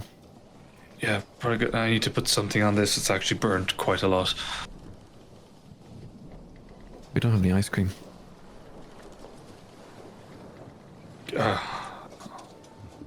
I'll find something. Okay. While he does that, Just we'll hummus. we'll take a little break. Hummus. I don't know. We'll take a little break. I guess I don't know how this works. The pre-records. Does anybody see the break? Maybe we just ride it out on Twitch. This is just like Yeah. I don't know. We'll find out. However, I edit this 10? after this session. We'll see. Yes. But for now, we still need a break because IRLs need to do things. But we will be right back. Ciao, ciao. BRB. We're back. We are back. Definitely not violating any HR rules or terms during that break. HOA So- rules, but not HR. Oh, we don't speak of violating the me. HOA. The tree moves closer to Keane's. Nope. To Keane's. It is. Set on fire. I've been messaging it. I've been messaging that to Roper every week. I was like, by the way, I moved the tree an extra 5 feet closer. I want to see how long It's it takes just for on that to Weslyn's notice. grave. Yeah. What, Wesley? And now it's following us like the snail. Yep, it is. So, So escaping it. yeah, we end the sort of first day of your travel portion. You passed Verdoir, you're kind of somewhere between Virtes and Gomgalore, that kind of thing. None of you can do your stuff, so Hatsu, you can't be like super clean mode Katsu downstairs or whatever it is you're doing. Dash can't be driving, Eos can't be navigating, that kind of thing. Different crew takes over the night shift. So you guys are relieved of duties. So, what do you guys want to do? Duties. Eos lays down flat on her back in a crow's nest and just trances away, looking, well, eyes closed, of course, but aiming towards the sky. What? I don't know how big you think that crow's nest is. You must have arms and legs So just like hanging 6 over the feet. edge, and Yeah, that's fine for her. Also, have you seen how small No, he it's- is? Yeah. it's like 1.5 feet in a circle round. It's usually not a lot, yeah. It's okay. One arm just out the way. She'll fit curled around like a cat. Also, the mast is going through it with the flag that comes out of it that you already reestablished, but I'm just gonna leave it. You figure it out. Yeah. What do you guys want to do for your night? You said we're passing like between Reartez and Gomgalor? You're not there yet. Like you'll be up there in the morning probably. Cool. Just in time to do a dice roll. Yeah. Dash, Keep before an eye settling on the down for the street.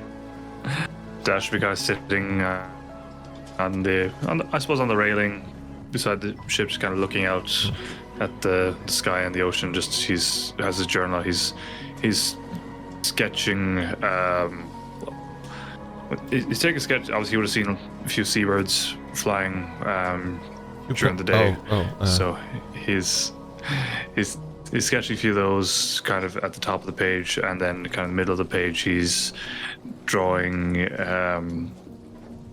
Lissa and the children as he last saw them, and they're just kind of framed top and bottom by the birds on top and the kind of ocean waves on the bottom.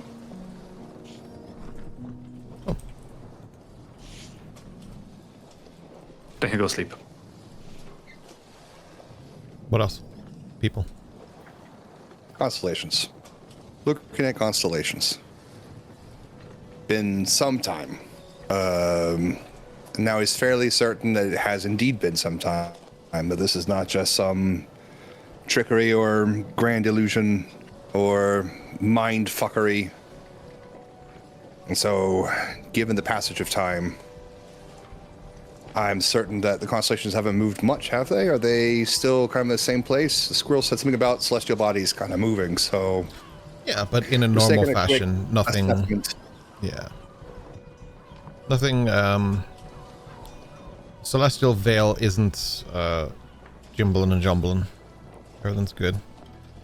It's pretty normal. It's just later in the year than you guys expected when you emerged from the book, which was to account for why the constellations were different.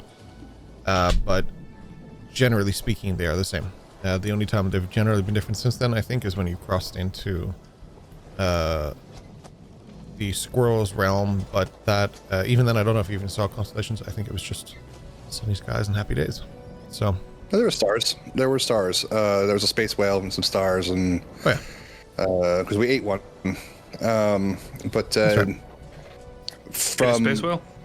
no, we ate a star from space whale went by, and then we ate a star at the table. But Makes much more sense, yeah. just going off of Weslyn's origins, have the constellations here since he entered the dream? Have they moved? Have things changed? Is the sky the same? Does it show the same story as he remembers it? seems to be everything is as it should be. That's the best, cleanest way for me to put it. That doesn't sound like the DM is trying to pull one over the wool over the eyes or anything. Everything is. I'm gonna take that with all omens are good, and everything is fine. Yeah. Well, we'll see when the rolls happen tomorrow. That's when we'll get. Everything our is omens for the day. fine. That's what I'm doing. As Hatsu would finish his work, he would look out for Ayame and Asuka. Yeah, they would be doing different things. And he would gather them on the deck, basically where he trained with Amadriana. Okay. Hope you both doing good. Okay. I was training with Amadriana today, and she reminded me of something. You reminded me a are- lot of Father. I was watching. He used to take that same approach with you. It was very harsh but necessary.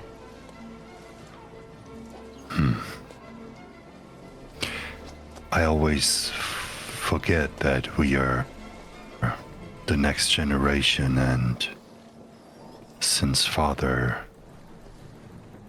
is not present in his physical form anymore, we should focus more on preserving what we know and repeating the basics. Would you agree? Whatever comes next, they will appreciate your teachings when they see how necessary they are. It's not only my way, it's our way. It's our duty to teach the next generation. So we should be a little bit more preserving, reestablish what we learned from the very basics. And he would kind of just start in between them, and he would do very basic postures to remind himself and them to the basics. So he would perform a kata, follow-up of movements with a certain intent. So the first would be chi, which relates to earth. And he would make moves that have the intention of connecting to earth and strike with a very strong foundation from down up to kind of emphasize the channeling and the rooting into the earth, but also be rock solid like the mountains that were shaped from earth. The second one that he would perform would be a kata that is related to sui, which means water. It's more flowy, more elegant, more twisting and whirling. The next one he would perform would be a kata related to ka. And this would be themed towards the harshness and the fire. The next one would be related to the theme of fu, which is the wind, which is not as harsh as the water, but more like smaller, also twirling, but more stinging movements that would have the intention not to swirl around something, just push something or go through something. And the last he would do would be related to ku, which means nothingness. It is about controlling the space between things, the space between ideas and thoughts. And they would repeat them over and over and over again, and like a circle, until they eventually would sit down on their knees and go into a deep meditation for the rest of the night. They repeat the moves back with you. It's almost like at the beginning they move with you. Particularly your sister. These are moves she's seen 10,000 times, whereas Amy may have only seen it 1,000 times. But they do move with you. But then there's almost this echo in the movement. So you would start with sui, water. Yeah. And then you would move with that. But then after you finish that and move on to the next one, to the fire, Ka, I think you said it was. This is weird, but I'm remembering this from Yu-Gi-Oh, which is really bizarre.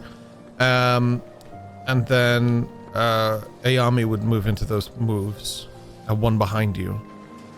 And then Asuka would move into the move one behind her, and it would almost be this chain of movement where you're all representing these different elements in flow and in a state, which is really sort of fitting that it ends in space, the space between all things, because they together you all represent that, which is sort of a beautiful thing.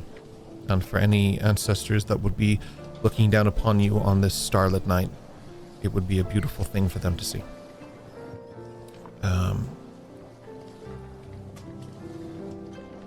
They sit in meditation with you. No words said, but a lot of thoughts between the three minds. Shared thoughts, distant thoughts, but with all things that come from meditation, peace and serenity are found in their own individualized way.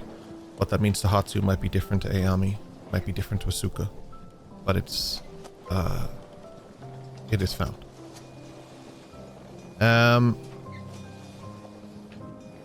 Yeah. Is there anything else, Hatsu? Or is this you for the night?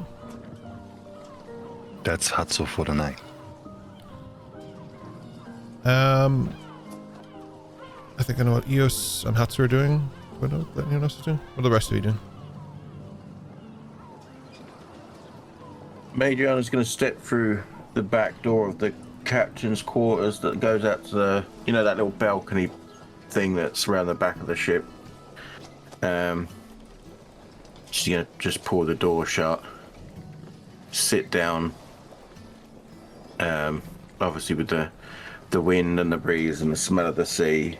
Not a particular smell she likes, but it's fresher than, you know, being in Verdoir at least, so it's not too bad.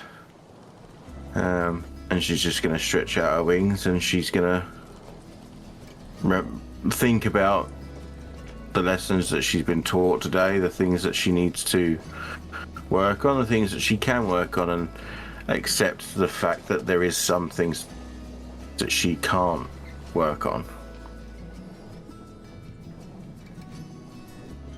The things you take away from it are not only about the ways to improve or to grow or to learn, but also the things that are represented by things out of your achievable range.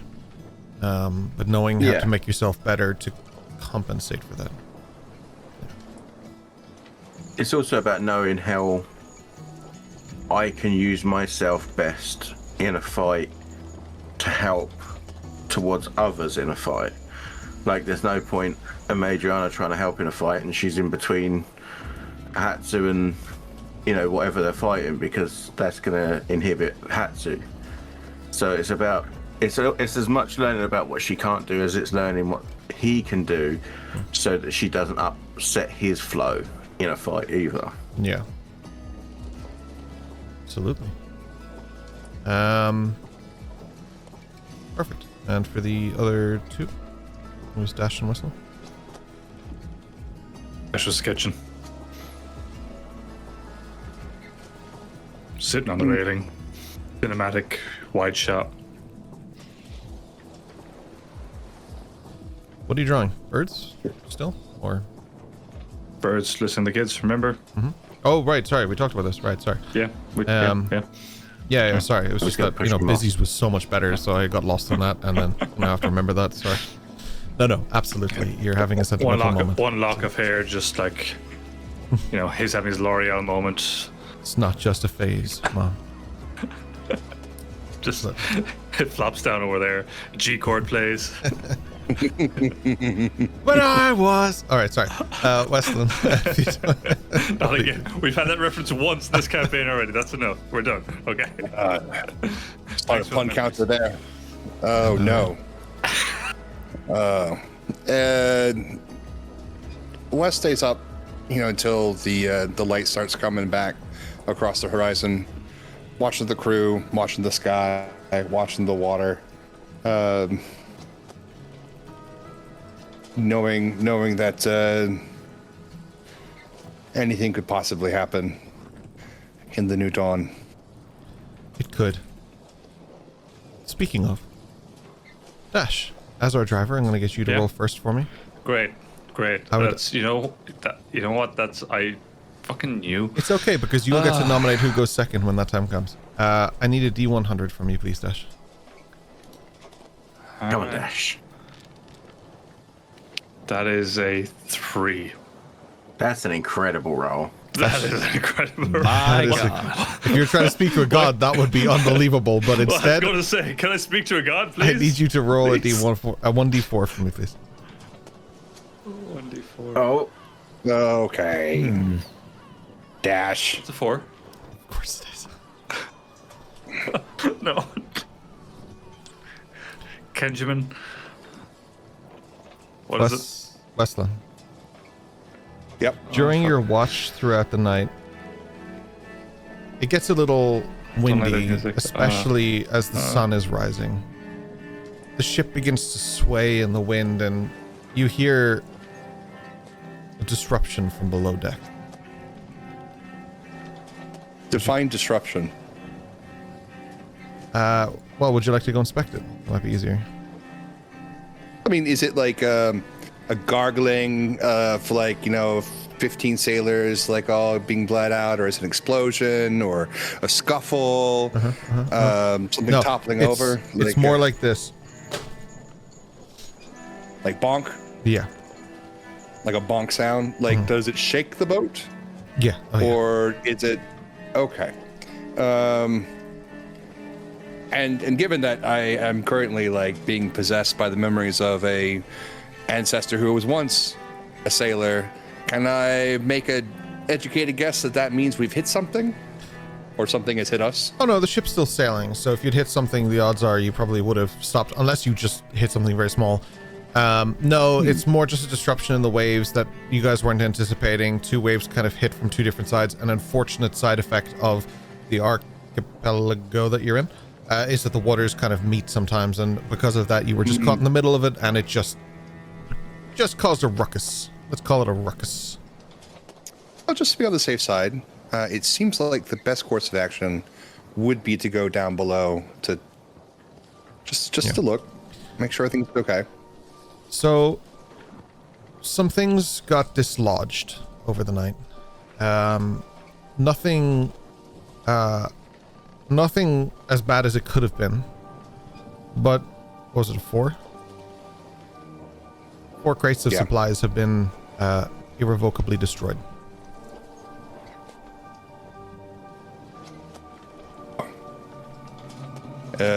What kind of supplies were destroyed? Which supply? You guys only really brought, you guys supplied the ship, so you brought rations on. So I'm gonna say all the fish that Eos caught and had prepared for the ship. Because that's the first thing I thought of. I'm so sorry. That's the first thing I thought of. Back into the ocean they go. No, I won't be that harsh. I won't be that harsh. Right. I'll say you took a few days of supplies with you in terms of rations and stuff as well. We'll say 4 rations specifically, because that's actually what's written here is 4 rations around. So we'll go with 4 rations. Yeah, just toss us overboard, as they are not going to do us any good on board. And just make a note in a log, my little noggin log, to tell the captain of the destruction of said 4 Russians. Okay.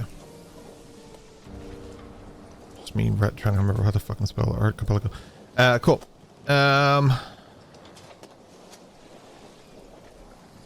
ARCHIPELEGGIO. ARCHIPELAGO. Yeah, there we go. I Close spelled enough. it the way you did. Cool. All right. So, yeah, your new day starts. Could have been a lot worse. You hit the low end of that list, so that's pretty good. Because the high end of that list is like, woo-wee. There's some really good stuff on this list too. It's not all bad. There's some. It's all balanced out. Well, it's all balanced out. So there's one incredibly good thing, one incredibly bad thing.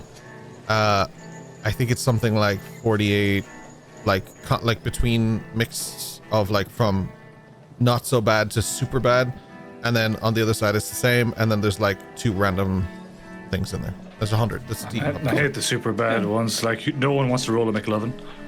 Everyone wants McLovin. He's McLovin, for fuck's sake. Show some respect. Just a 20-minute rant of me another thing. That would be a 20-minute YouTube special in the coming weeks. My face is Like and red, veins subscribe. popping, sweat just like dripping. Dash, you as you rise and or shine, you look over, and in the distance you see Palperoth. You guys can feel the heat from Palperoth as well. It is warm. Slot, I mean. Yeah, it's Palper has to be miles in, so just McLovin rant warm. It's still warm here where you are. Because you guys are close to Palperoth. You're not touching it, but you're in that range. It's you get the heat from it. Just deal with it. But you can see Reartez in the distance.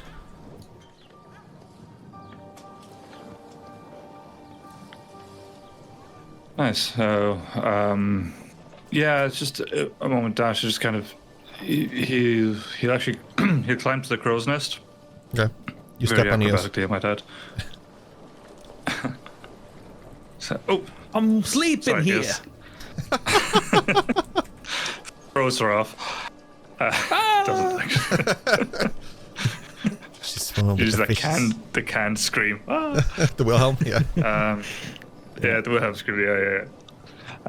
He'll climb up to the crow's nest. He's just kind of just looking.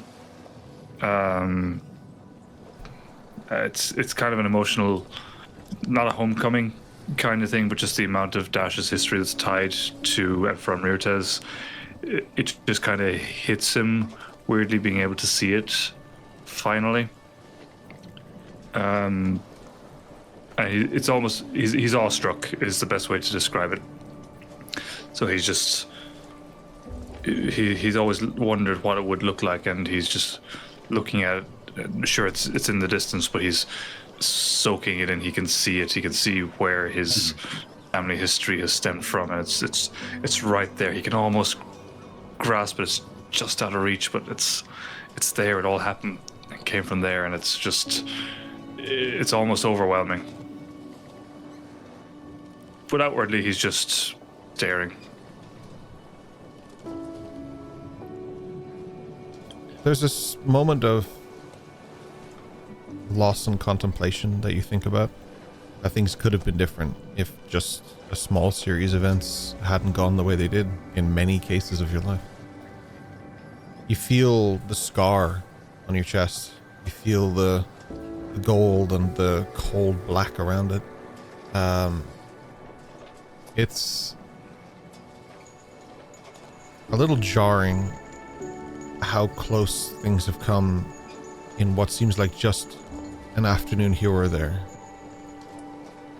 Some aspects of your life, like having children, arguably on one of the worst days, it makes it also one of the best for you, because things changed in both ways that day. And looking across at Reartez, I wonder, does it give Dash a sense of understanding for his situation, or does it raise further questions? Does it put you in the shoes of those members of your family that are or aren't there? Or obviously your mom's in Palperoth now, but you know what I mean? Yeah, there's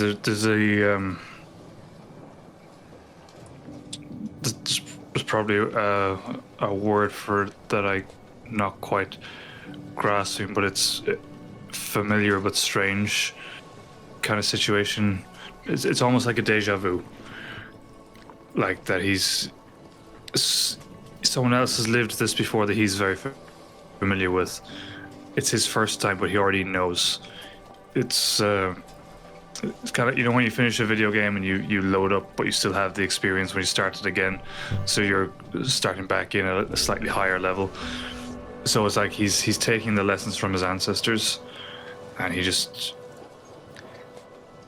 he knows he'll do better somehow. So there's something very reassuring about it. Yeah. In that what he's gone through and what his family's gone through, that suddenly as he's passing it kind of clicks, like none of that was in vain. Yeah. That what they did was for his future, that this will teach him how to do better. And maybe he won't get it right, but he's going to get it closer to right so that his kids can get it right. It's like you hold no disregard towards your family and your ancestors, but somehow you see a better way of doing it, which in a sense is almost the curse and burden of being the next step of a lineage. Like when you are a child of any family, you always think, I appreciate, well, you don't always think of this, but like a lot of people think that I appreciate what my family gave to me or the life that was given to me, but I will do things different. I will do things better. And whether that comes from appreciation or whether that stems from something worse, obviously everybody lives a different life. There is that sense of, I'll do things different. And it's nice to see Dash encouraging that sense of thought. Okay, for sure. Eos, are you interacting with Dash at all, considering he's standing on your turf? Oh, when he came up to the crow's nest, she, crumbled down. She's good. Okay. She gave him space. And Dash will kind of, he like acknowledge it, just kind of, he'll catch her eye and just, little nod, knowing that she's read the situation. And she smiles. probably sensed the appreciation. Knowing Eos, she's just like, well, he really likes that town. Like no further thought process beyond No it. idea why he loves that town.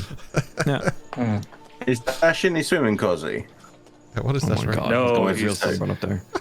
Dash is he's back in the, obviously he has the new suit, so it's back in the suit you would have seen. Shifting weave, yeah. It's the shifting weave, yeah. So it's the white, it's the pinstripe, but it's not as formal as what you would have seen him in initially, because we're on the open seas. His chest is out, so it's The it's shirt's missing. buttoned down. The undershirt is missing as well and stuff. Like it's just a jacket over and like a V of sunburn. That's what you were talking about earlier. Yeah. Yeah, exactly. Yeah, so you can see the got this- sunburn slightly fading, so it's going to be an awful tan. It's going to be fucking awful. Yeah, but I just also had this vision of Dash like over Eos as she's going down the ladder, like Terry Crews in White Chicks when he's standing over your man. Like just that visual aspect. easy Oh my purple God. chocolate. Oh my god. There's also Great also as that's happening, as the sun's rising, you would kind of see the glinting of the gold in Dash's chest. Funny enough, so I suppose that would catch quite a few Almost- eyes. Dash, he's already kind of complacent about it. Yeah. Almost a sort of reflection of Palproth in a sense, but there's a few cities and less destinations that gold might reflect upon. You travel some more throughout the day. The next sort of milestone comes towards the sort of midsection of your travel as you continue moving on. Eos, instead it's a much larger land, probably 10 times the size of Virtes. It's an island in itself, bigger than about the same size as Verdoir, but instead of being like an ink dollop in the middle of the map, it's more stretched out, if that makes sense. But it has a lot on it. But instead of like towering buildings and stuff, instead it's like wooden constructions and tents and fabrics, and you see people moving around, and the buildings go into the hills themselves and stuff. It looks more, I'll call it ramshackle, but also still quite impressive, if that makes sense. It's like, it's industrious, but in given the land that it is. That scared me. Good. Yeah, so, but like that's probably the best way to explain it. It's really warm here. You guys are between Gomgalore and what would be called the Badlands. On the other side for Eos would also be the pyramid in the distance. Something that she's interested Oh, no in. way. Yeah, you see that from here for sure. Yo. Shit, she's torn more between Dumbledore and the central- pyramid now. More central to the sanded area that you're looking at. But you can definitely see it, yeah.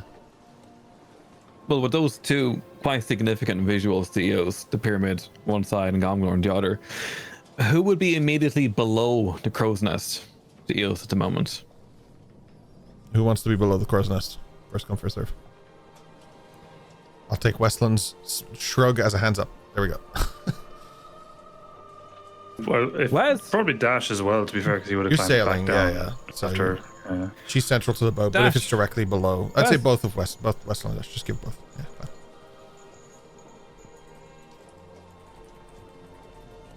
What? Gomgalore. Pyramid.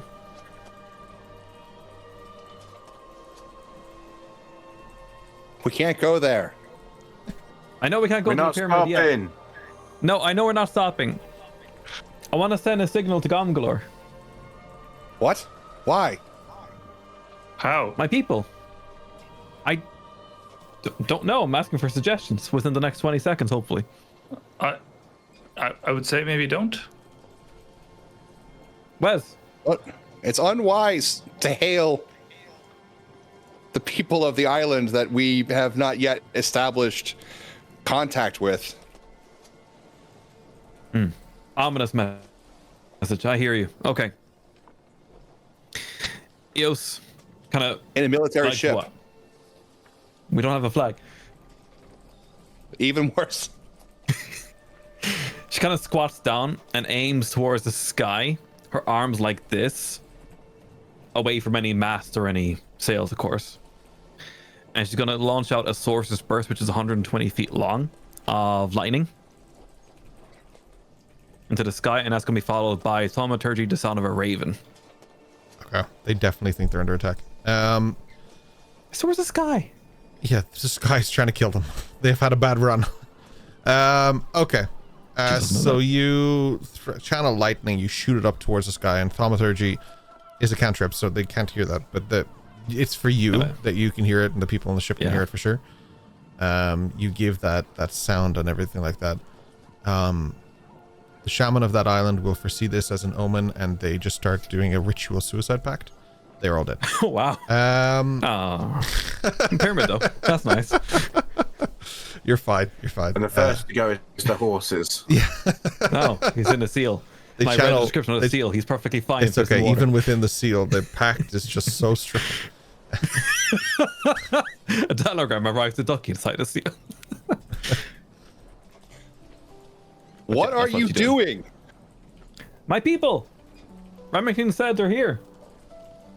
We don't make announcements with fucking magic. I don't have any other means. We don't know what they think of magic. Oh, shit. Yeah, you're right. What are you doing? I'm looking now and not doing anything else. What's going on my ship? What's happening out here? I just sent a message to Gomglor saying I'm here. Do you know anyone in Gomgalore? Not yet. So who are you sending a message to? Remington said my people are here. Well, some of them. Remington said we'd all be safe in the school. Didn't work out that way though, did it? Well, technically the school's no longer there, so he is keeping his word. No, a lot of people got hurt because of Boreal. Oh, Boreal. Is he back at the Bastion? Sorry, Hatsu. Wherever you are. No more else here somewhere. Oh, sorry, Boreal. Captain, I'm ready to discipline the crew if you want me to. He's got a sword. What did the crew do, Hatsu? Whoa, whoa, whoa. Hold on. He's talking about you, Eos. Hatsu. No, I'm above the crew. We can't be doing that in Abaddon. Oh, wait, I won't do that. No, I'm done. But yes. We shouldn't be doing that in the open. Not until we know for certain. Well, did you see Magic. that pyramid? Yeah, we shouldn't go there either. Oh, come on. I can't sail to the pyramid, but I'll get there one day. No Reed says, wonder. no Gomgalore, no pyramid. Eos just sits down and she's like, ah. Dash, you would know that you're sailing past what is known colloquially as the Badlands. Just to remind the Badlands, does that lead to It's where Smogrot Timroth. and like the pyramid Timroth is occurred the other are side? stuff. Yeah. Yeah. That sort of leads to where that sort of whole area is, if that makes sense. Yeah. Which Dash would know, but I understand Timroth if is you. back northwest. Yeah. Yeah, I understand if you've kind of forgotten. That's okay. No, I have it. I brought up the map again so I can remember. Okay. Yeah, I'll unlock the pyramid on the map for you guys. It's there. Captain, would my They call it the brother be Badlands for a allowed reason. to come out? Do you think it's safe? You're what, sorry? Would it be allowed to let my brother take some fresh air. He never has been on a boat, and I want to show him. Of course, Hatsu. I mean, he has been on a boat, but, you know. So Hatsu would try to get Boreal out to get some fresh air and stuff. Because he was hidden. Yeah, a magical creature like that is definitely a hard thing to hide. So you bring him up on the deck, yeah. And Boreal stretches a little bit and flaps his wings and maybe goes for a little fly around the ship a little bit and then comes back in. Not too far out that he's like seen by the people of either side. Doesn't matter with the pyramid, but by the people of Gomulor. Not that it would super matter, but just because matters so much. I'm conscious of Weslyn just after scolding you, so that it would be fucking hilarious if he went out there and just started... What are you doing? He's sending a message to his people. No! As we switched never- over through as well, I sent the Verduarians down to rest so they wouldn't see Boreal either. Okay, yeah. As they were on the deck and he would see kind of Boreal stretching and stuff, he would stand next to him, and I've never really said thank you for what you did in Saigon Toshi. Yeah. It's what anyone would do. But you did it in a way that I've never seen you doing it. Controlled. We did learn a thing or two on our journey. It hasn't just been all cellars and fine dining. But you're welcome. I know. I sometimes forget that there's behind my playthrough brother that tips over his own toes is a serious person that cares. Care about something. But I'm sorry I about know. Saigon Otoshi. Just remember, if it's sad because it would be sad if it wasn't sad. So.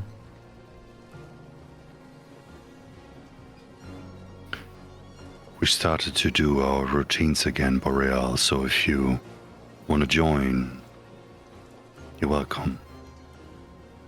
Well, I think it would be rude not to. And disrespectful to his memory.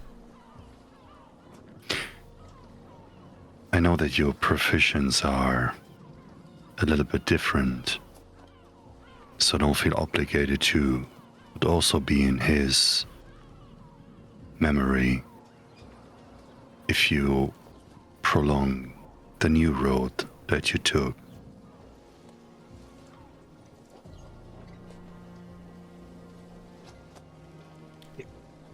Well, Maybe it would help if you would train with Eos, and I think Adriana knows a thing or two as well.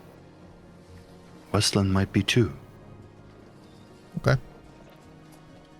Yeah, I would like that. Are we just ignoring that? And he points over towards Gomgalore, where there are small little beacons of lightning shooting up into the sky. Well, I think that's kind of a message back to Eos. She thought it would be a good idea to shoot lightning beams in the Out in sky. public? Yep, Oh, even I wouldn't do that.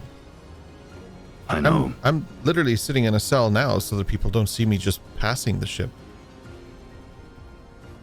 I know. I think she never got educated in that way. She's a little bit helpless, I think. Yeah. Maybe you can teach her a thing or two.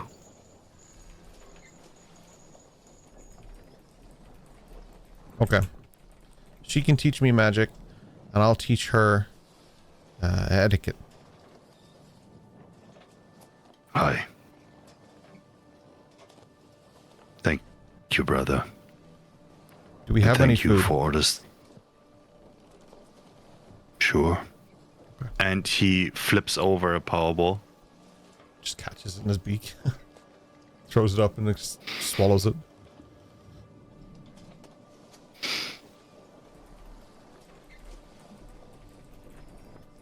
Thank you for your endurance, Boreal.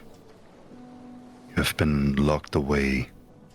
People were scared of you, but you stood through to the path. And I think there will be times when that changes. We're gonna be part of that change. May the bee guide you, brother. May the bee guide you. And he just, I don't know the word, on the shoulder, like taps on the shoulder. He and like moves just back ruffles to his work. feathers when you're done.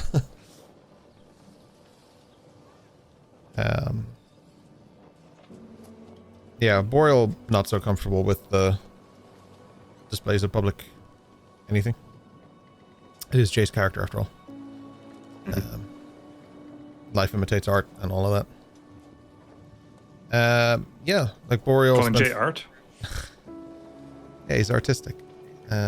He's really good at art.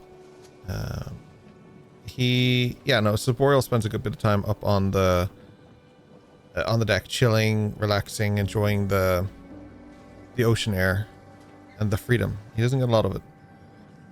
He's still following his rules. Like, just Hatsu made him promise long before when they were leaving the Arcanum in the first place that he needs to be sort of obeying this kind of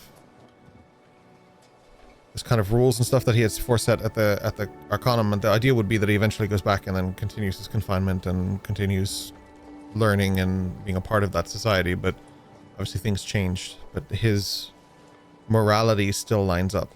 As long as he can, he will follow that. Until one day I hand the reins of that character over to someone else, and then we'll see. But for now, it's definitely something he's obeying. After an hour or two, he'll head back down and kind of,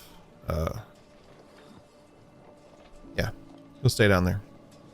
And when Hatsu's doing his work, I'm sure he'll check in. Yeah, I mean, for the most part, it's the smoothest of sailings. You pass an absolutely ginormous lighthouse. Eos, you see another thing that looks kind of like a pyramid, but like janky. It looks like a mountain that's warped and strange and has, excuse me, big metallic pieces to it, including a large metallic door. Dash, I think you would know what that place is. I'm not sure. When we're passing the lighthouse, she'll put on the Twilight Shroud. So, Sure. gonna cover itself. Okay. And she'll be down on deck. Okay. The lighthouse itself begins to be brighter and brighter as the second day sun sets. What do you guys want to do?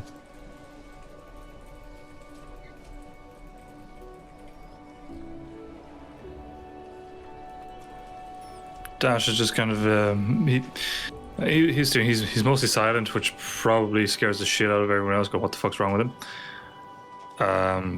But he's in a very contemplative mood.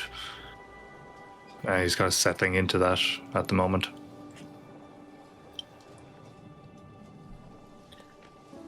Finishing his Weslyn? work and before Hatsu would actually move over to the training routine with his sister, his brother, and Ayame, he would move over to Dash. Just sit next to him silently. And after a while, he would go, quite a growth you made, right? It's the least that can be expected when you become a father, I'd imagine. Not only that.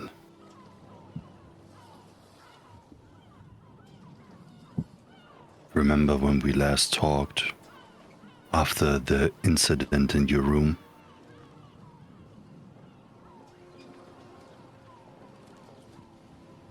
Yes.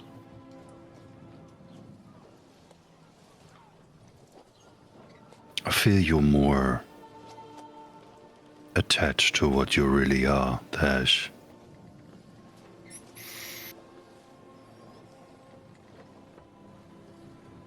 I think I'm still very much learning. Matsu. I know I feel like I'm older in mind than I am of body. But I'm now more aware of the fact that I have a lot to learn. I don't presume I have all the answers as I would have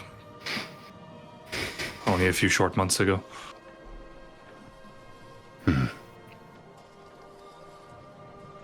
You know, my offer is still there. If you need anything, I will always be right next to you. Just have to let me know.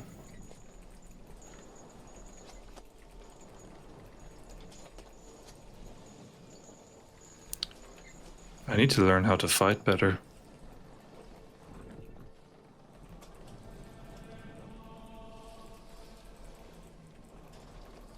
The rest will come in time, I'm sure. But I could use a little bit of extra sparring, similar to what you did with Madriana.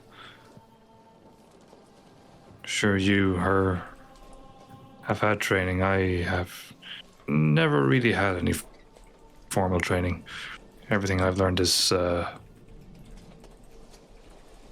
observational. Instinct, it's messy. He would go from like a casual sit into a more of a former, like on his knees, and he would bow down in front of you. The head still not on the floor, but briefly down, and he would go, "On behalf of the Toshitsugu family, I accept you, Dash Heidman, as my student, if you wish to be."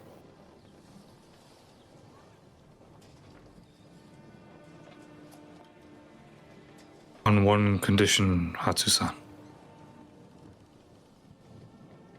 I still want to eat my own food.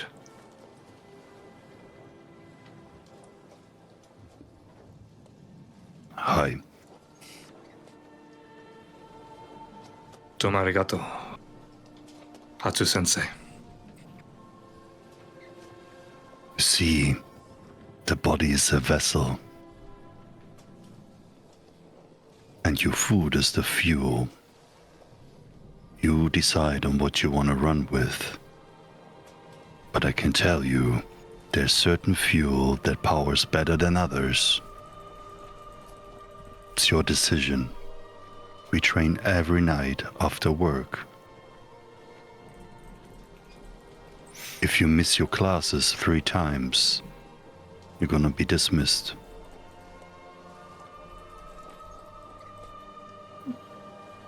Barring exceptional circumstances, as I'm sure we will run into, it is us after all. I'll be there. Hi. See you in half an hour. And he moves along to get the others on deck. Start stretching. Gotta loosen out these quads. Just over the table, is there still rules in place for if for an extended period of time they would train together, that he could kind of gain something out of it? Just out of curiosity, because in C1 we had that. I don't think we ever established that in C2, but we can always take a look. That would be great, because I think if he would prolong that for a longer time, I'm not talking weeks, I'm talking like years or something. I feel like That would be cool if there would be something to it. Yeah, I've said this since we started playing D&D, that one of the downfalls, of which there are quite a few, but also many, many saving graces for this game. One of the downfalls that I find, or things that I'll say I stumble over because it's not fair to punish the whole game for it, is that it's a lot more complicated when it comes to learning than I think it should be. But it's not impossible. There are rules for it. There were in Xanathar's, I think. And there were in I want to say in the 2024, there was some like amendments to that. And I'll be honest with you, I've spent a lot of time reading about 2024, but I don't recall what I read about that. So I'll dig into the book, and I'll come back to you on that. But if you want to throw that to me in DM, or if you want to throw it to me in the main group, so that I can just mark it as something on my list to take care of. I think we have a feedback channel actually for that, although I don't see it now. Just send it to me, and I'll take a look. I'll come back to you with a definitive answer though, and we shall tell chat, because chat will want to know. Yeah, the rest of the group emerge, just for the sake of convenience. The stars above you, the two moons floating high. What did you want to do, Hatsu? He would kind of start as he did the night before. But he would not explain anything to Dash. He would just encourage him with his body talk and the way he looks at him, that he would encourage him to just follow along. And he would start with the Chi form, the Sui form, Ka, Fu, and Ku. And he would announce just these words, and Asuka and Ayame would follow up. And eventually, after a while, Dash would get at least the first impression of the form. So his intention is to teach him just the movements as a follow-up, as a routine, to then further emphasize the meaning and the attention behind it. But that will take a few months.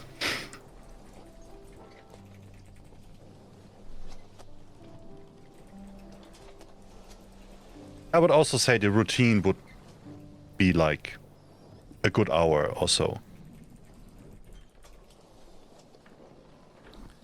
Yeah. We're stiff and sore in the morning. The others are here, so Madriana, Eos, and Weslyn, you're more than welcome to join in, to observe, or to just not be a part of this. That door is open, but you were called over, so at the very least you know what's happening. Yeah, Eos is sitting on a crate on deck, shroud up, staff kind of across her legs while she sits down, and she's paying close attention. Sure. Wesley, did I hear you right before we left? You said you had some gold, right? Have you ever played dice? Dice? Yeah, it's like a game, but like we can take bets on it just for the fun. Maybe you could earn a little cash off of me.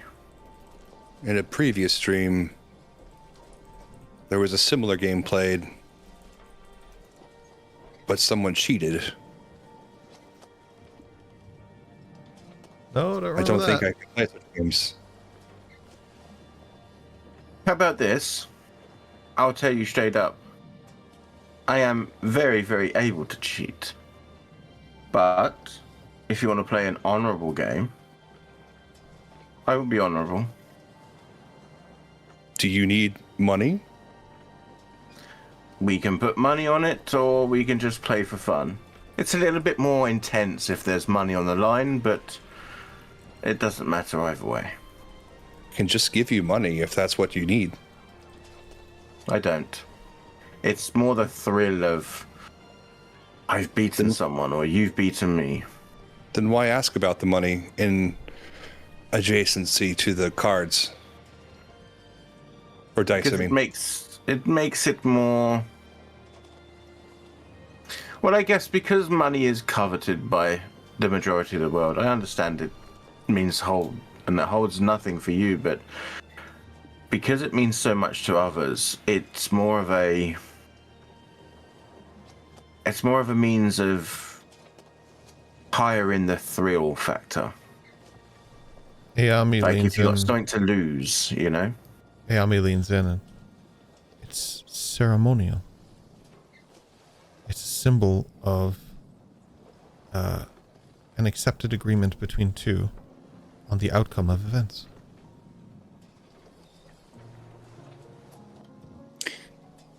So you don't need money. Not that I need it at all. It's just more fun that way. It would be easy if you just said you needed it, now we give it to you. I know you would. And that's why I'm telling you I don't need it, because I don't want you to just give it to me. I want to win it from you. Fair and square. Then you have one.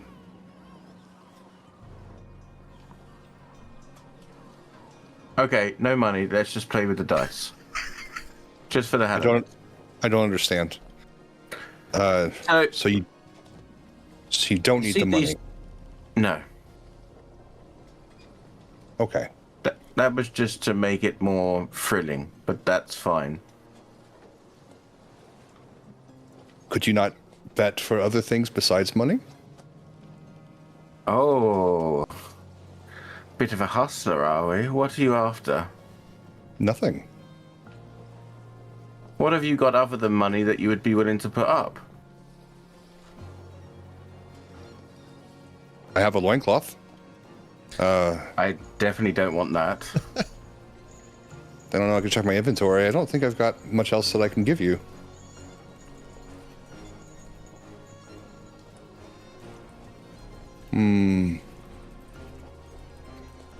I have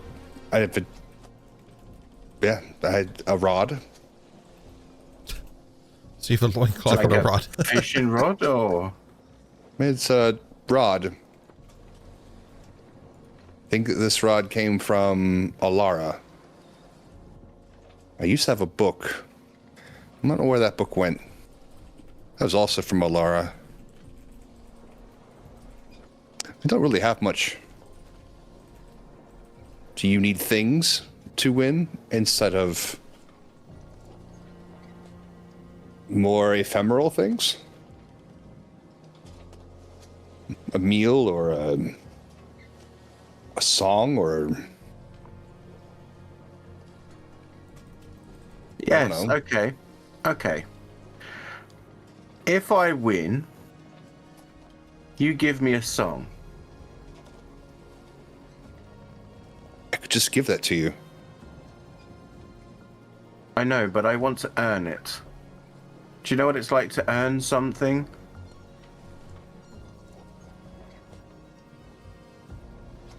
Everything that we do earns us something, whether we want it or not.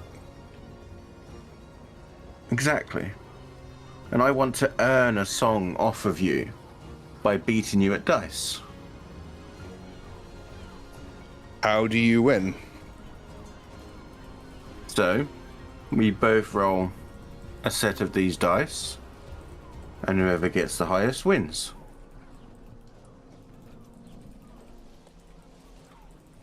Okay. What do you want from me if you win? I have nothing that I desire besides getting Tonba done.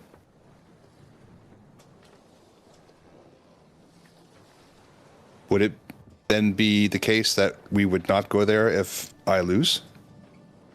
No. I've told you I'll get you there if I can. If I'm physically able to get you there, I will absolutely get you there. That's a guarantee. Do I have to want something? No, you can just play for fun. These are strange games.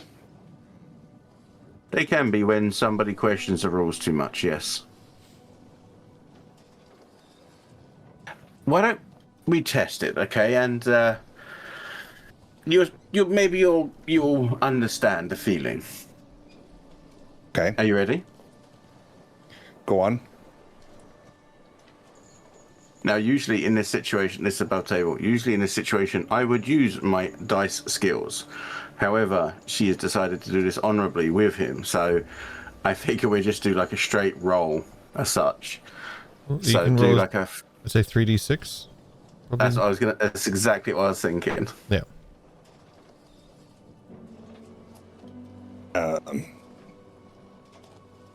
So you see these dice. I roll them. You can see there, if you count up the dots, I got 15. And now you take them and you roll them. Then you'll roll them. That is less than 15. So I win. Madriana Isn't got a that 15 fun? and Weslyn got a 13. For some reason it's not showing on the screen. So is it any song, or is there a song that you desire?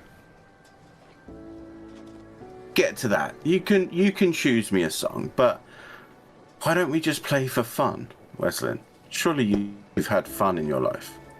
I thought that I was going to give you a song because you won.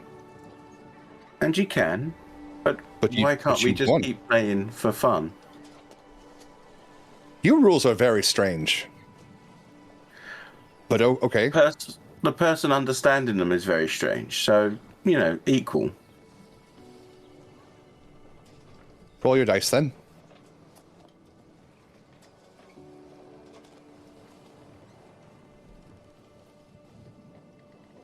See? Not quite such a good roll that time.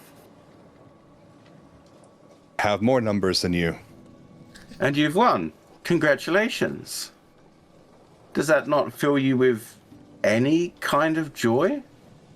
No. Not at all.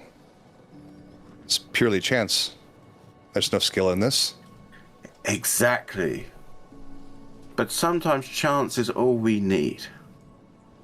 That's all around us now. I don't need dice to tell me that there is uncertainty ahead. No, but it's what you do with it, from it, that makes the difference.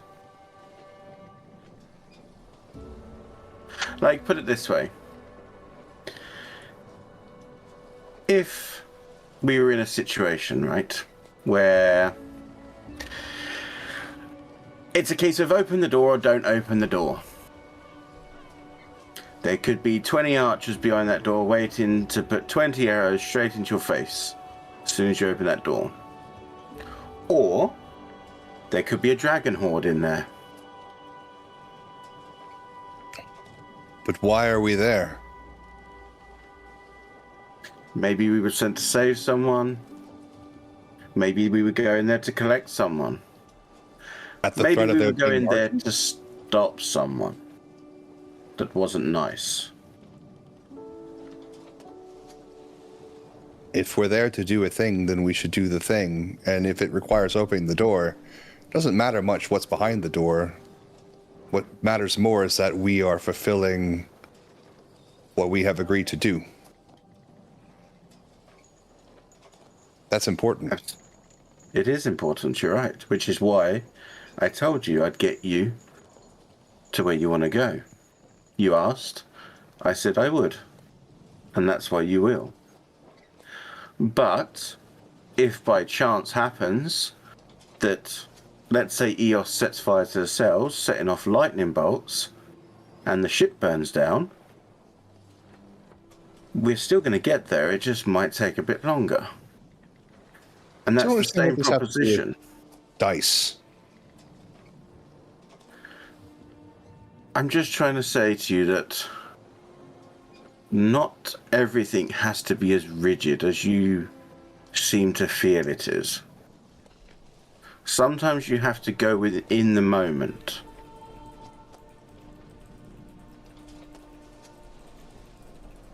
I did. I rolled the dice. Exactly. Still don't feel anything about it, though. I'm afraid. Does this normally give you a thrill? I mean, if I win, and I usually take money off of people because I win, then yes, it is a thrill for me. But you don't need money. No. I would give you my money. I know you would. And I really don't need it. Not yet, anyway. We need it for the people back. We need to have money to buy things for the people. We do indeed. So just take it now for that.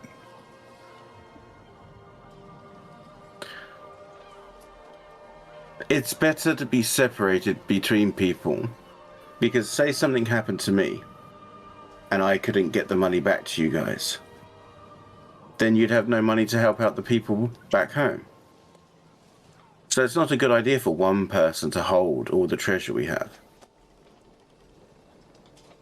So then it would be a bad idea to play dice for money. Generally, it's a bad idea because some people will get upset when they lose and try to stab you, yes. But sometimes it can just be fun. I'm glad that you have something that brings you joy. What brings you joy?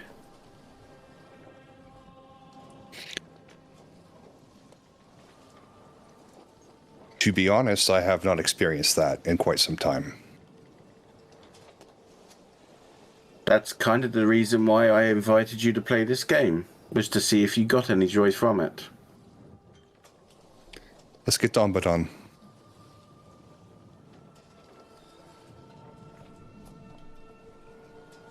As you wish.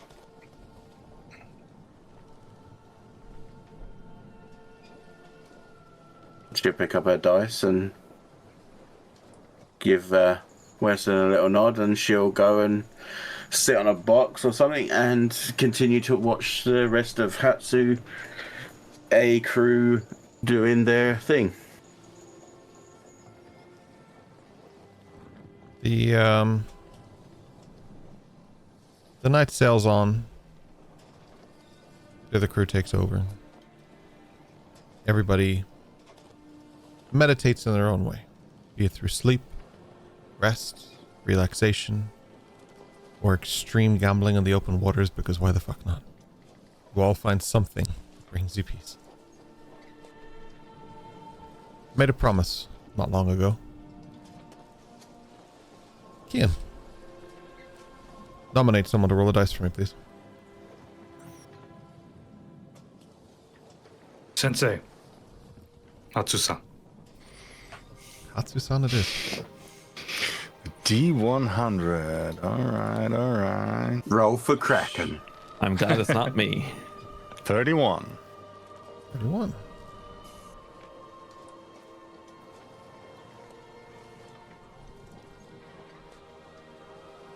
There's a few things you see from where you are in the open waters as the sun rises.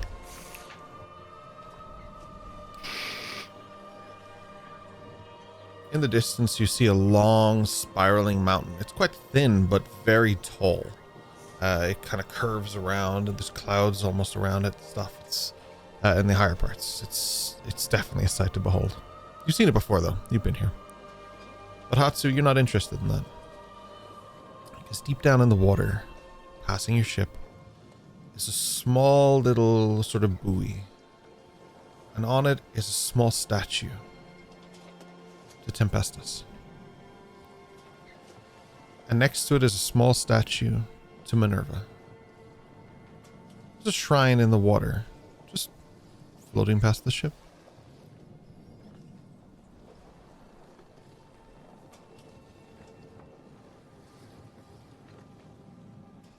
Where is Eldrin? Throwing up below, I believe. I think there was something for him. I heard one of those spawns every time someone of that clerisy dies. Spawns. I never heard that. Usually it's a sign of remembrance, I think. Yes, for the clergy that died. He might have. No, I'm thinking like he might have forgotten something. Like a job or some. Oh, so you think that was a god reminding him to do something? Yup. That was essentially tying a knot in a bit of string. Yup. When I was a little girl, I Okay. used to tie a string to my finger. Exactly, yes. Yes. Yeah. Yeah, This is what- but when you have forgotten what you should remember, you would also forget what the thing should remember you to do. Right? I did have a friend who forgot to take the string off once and their finger went purple. I think Eos did that to their whole body. I was always scared when Mom did send an eagle with a message when I forgot to come back from training. You got eagles? I got pigeons. But you don't have a vault. Have you ever I eaten need a vault. pigeon, Dash? Yeah, I asked. Yes. Oh, nice. Is it good? Do you know what? Surprisingly, I hear it is quite a delicacy in some places, depending on how it's cooked. just bit roast, quite fatty. Where we come from, the translation would be street meat. Yeah. Same. Sky rat. Basically the same. Rat burger. Rat Sky burger. rat? Sky rat. What? Are they like rats that live in the sky? Exactly. Yes. What? That's what a Have you pigeon is. Have you never seen a pigeon? I don't think so. A pigeon, it's a type of bird that most people refer to as a sky rat. Because they're disgusting. The rats of the sky, basically. I have seen many things in the sky that should not be in the sky, but never a rat. I mean, we'll eventually go to Palperoth. You'll see many pigeons. Any public square where there's cafes and people drinking coffee and leaving breadcrumbs around. And you pick them up from the street and eat them? I did, as did people I know, because, you know, food is food. And they don't fight back? No, Why? sky rats. Can they still exist then if they're just food on the ground that can be snatched up and eaten like that? Eventually you'd run out. They multiply very quickly. Did you not mention that Like- you worked on a farm?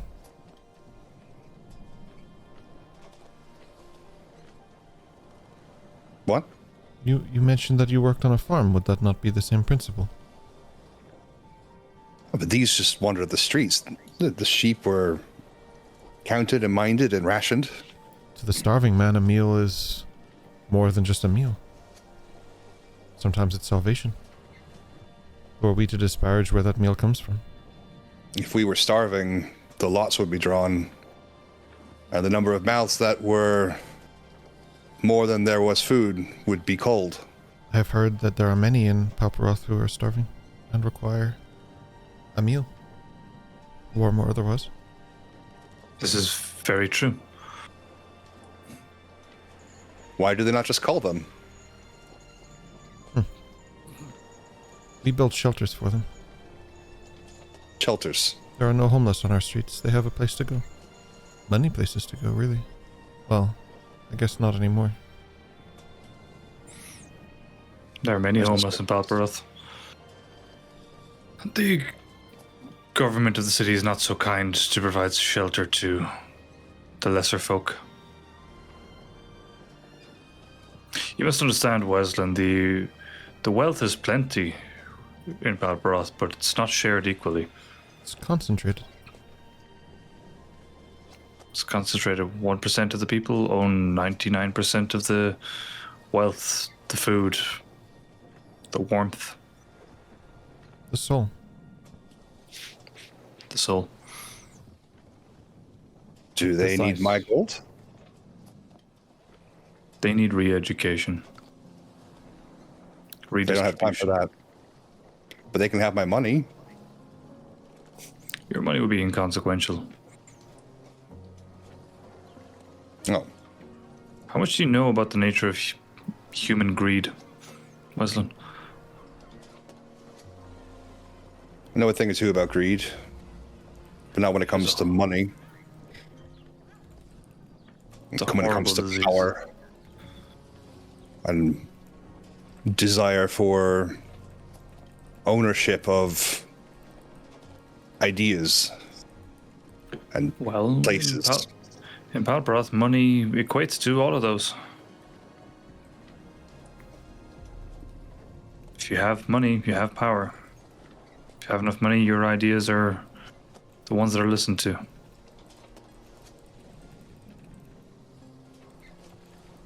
Do you need money? A lot. You can have my money. I have my own. But unless you're talking millions of gold coins, Weslyn, I don't think it's going to help.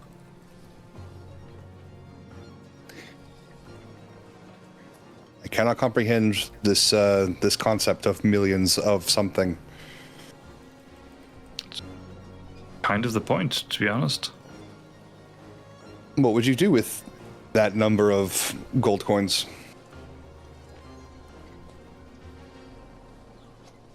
In my experience, fuck everyone over to make sure you hold on to those millions and increase their value, gain more millions. Well, then you should give me your money. It sounds like you have bad intentions with it. Would rather money didn't exist. But alas, it is the way of the world.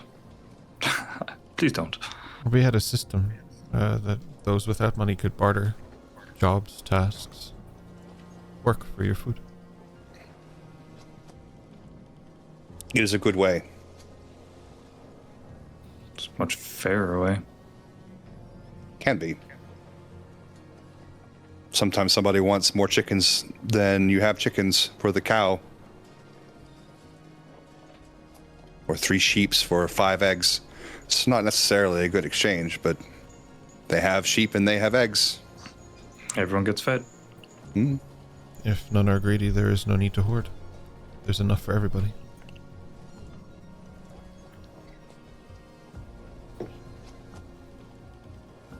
Yo's is see doing when we prayer get to to Belpros. Minerva while we're going past the boy. Say that again? She's doing a prayer to Minerva while this is all happening. What do you say? Oh, solemn prayer, just for safe passage. Cool. Do you have inspiration? Yes. Who do you want to give it to? You can have an extra one. Doesn't have it as much. Probably give I it think to it made Wes. Triana used hers. I do have one. You do have one? Someone used I it have right one. away. Don't remember who though. Anybody need inspiration? I'm good. The only thing I can think Okay. of is when I'll you do something reverse my sheet, it, you know. Yeah, no, it's there. I see it. What I'll get you to do instead is roll a d100 for me then, please. Yes, sir. Ba-da-ba-ba. I That's got the wrong way. 58. I know. 58 though.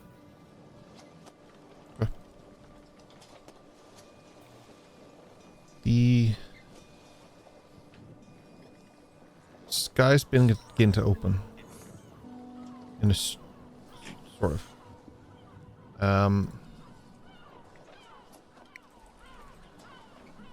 there's a crack of lightning through the sky, almost as if it's resonating what was echoed to it earlier through you and through those like you. And the rain starts to fall. Some of the rations that were lost were not just food. They were rations of water, collected in rain barrels. The rain itself begins to fill upon the ship. Your barrels once again full. And filling, anyway. Some of what was lost in the beginning of your journey is recouped by the end. And I say by the end because we are nearing the end of our session, but also you're nearing the end of your journey. As conversations of coin and wealth and what one would do with it, be it good, bad, or indifferent, take hold of the ship. And the rain trickles down on top of all of you. In the distance you see smoke. Above the trees, of the land. It seems like it's a small amount.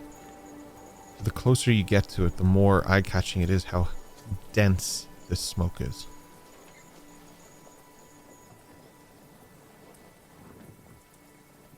It's not just one funnel, but multiple. As you get closer, you see the impacts of that as well, as it creates what can only be described as smog.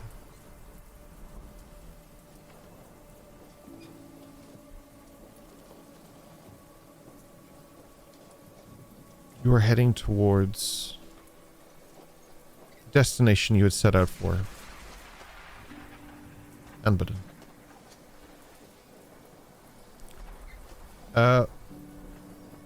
Weslyn, I'll come to you first, but this isn't throwing you under the bus. There's no pressure here. If you know nothing, it's not you know nothing.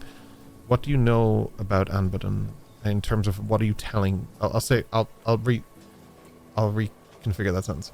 What are you telling the group about Anbadan?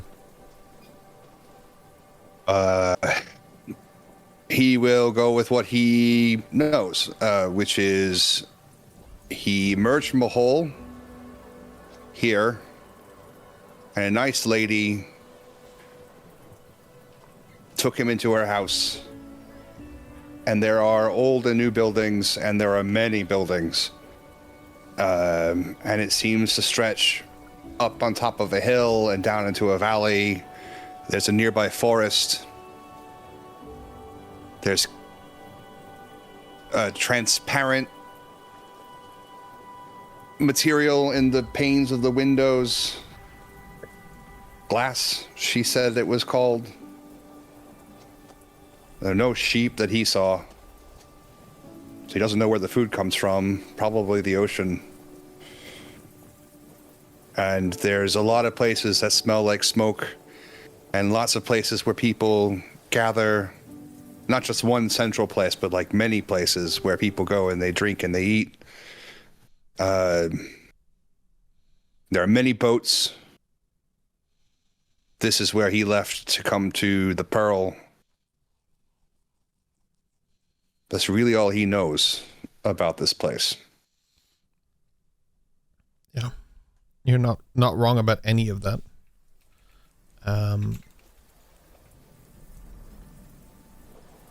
Anbadan is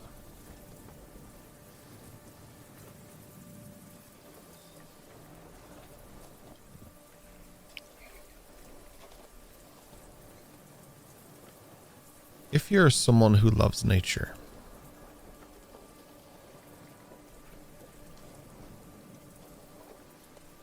this probably isn't the place for you.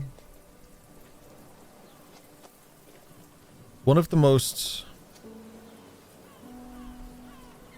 jarring things about Anbadan is that it looks like a city that both never really forgot where it came from, but almost forgot why it's there.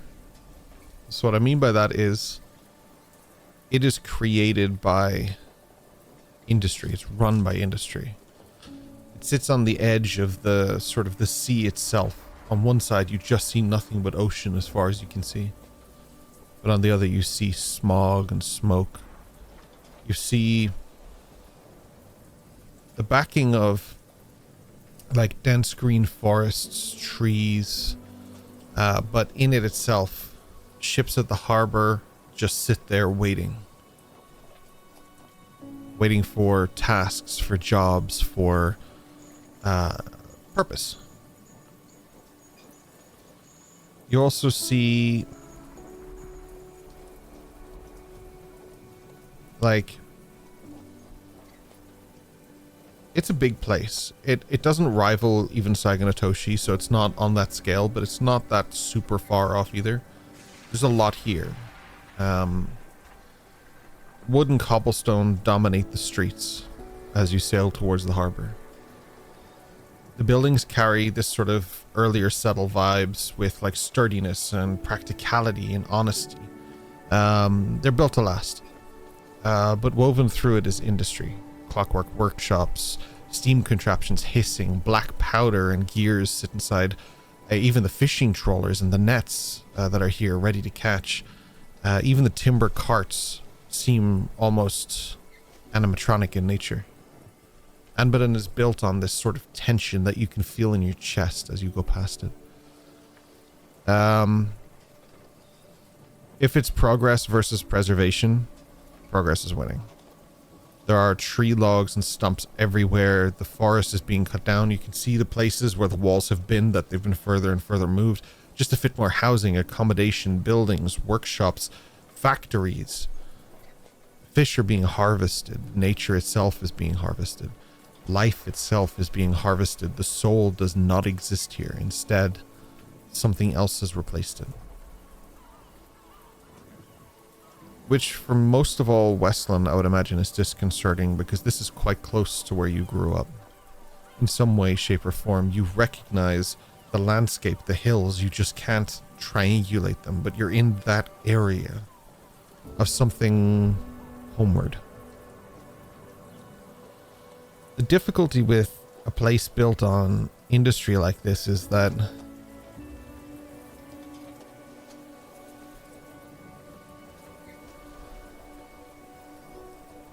even though the people are proud and practical and yes, definitely wary of magic, this is one of those places that you can already see are just people. There's nothing other than people here. Not to say that Eos isn't part of people, but you know what I mean. This is a very human-based colony, let's call it.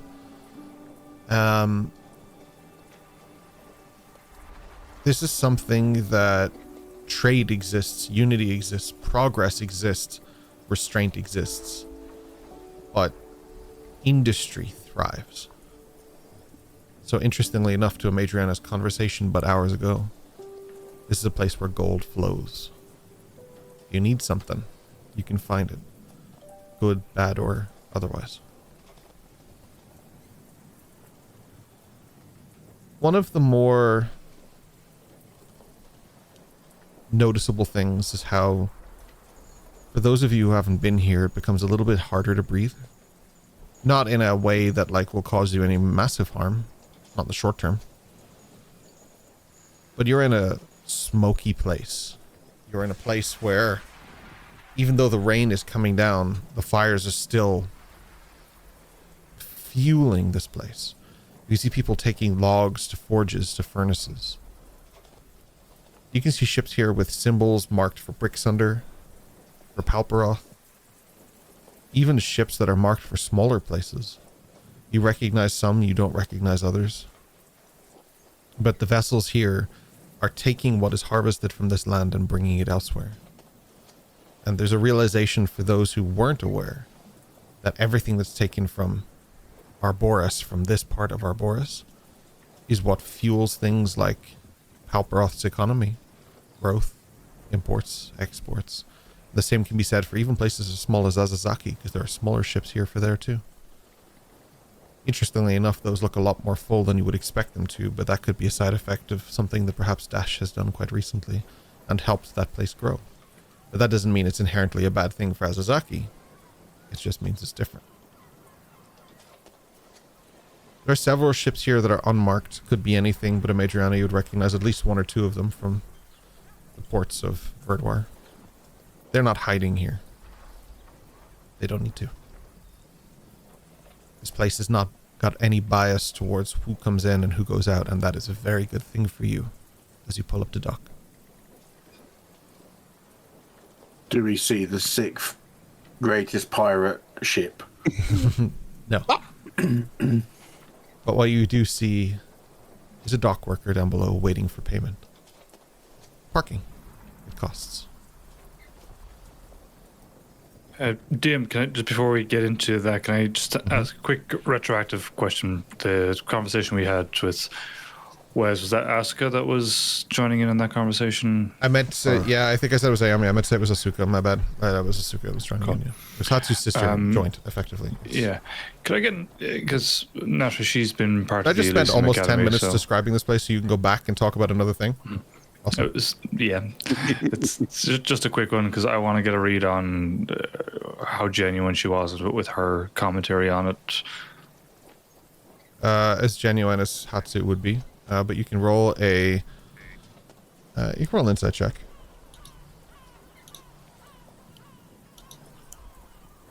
got 16. Yeah. Hatsu's more literal than she is. She speaks as if she's literal, but she's carrying multiple weights to her words. Something that Hatsu sometimes does too. I'm not saying he doesn't. But when he's talking to more you politician guys, about her. yeah, just more politician. Just more Palperoth. She has that edge to her that she learned while she was there, which is something that Hatsu hasn't quite... He's learned it in different ways. I'm not going to say he hasn't learned it.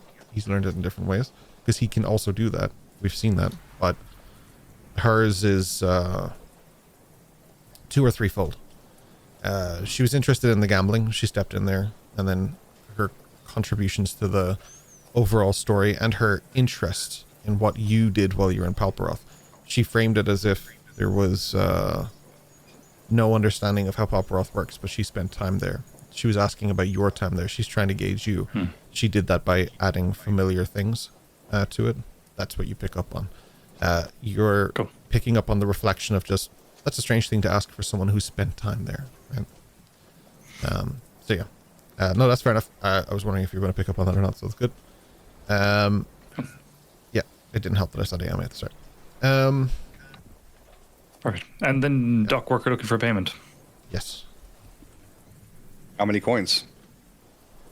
Well, I'll step off the ship as the captain of the ship anyway. Cool. Hopefully with Dash in tow, because I know Dash right behind you. is quite charming when he wants to be. Good afternoon or good morning, sir. How are we doing? Morning.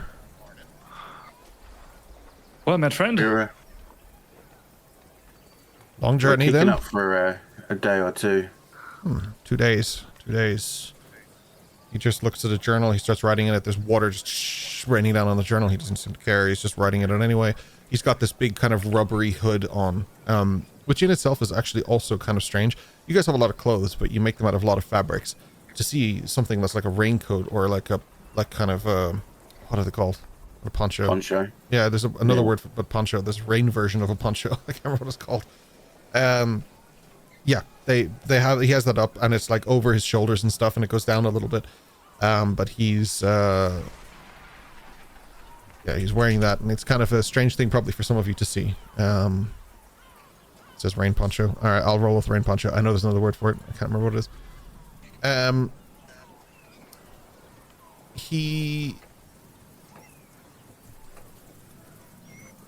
Yeah, you hear sort of like the hammering of the town. You hear the different things around, which can be overwhelming for some, like Eos, for example, who goes from quiet place to quiet place.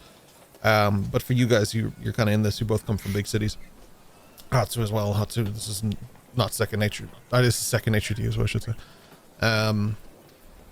Right, well, that'll be a moon then.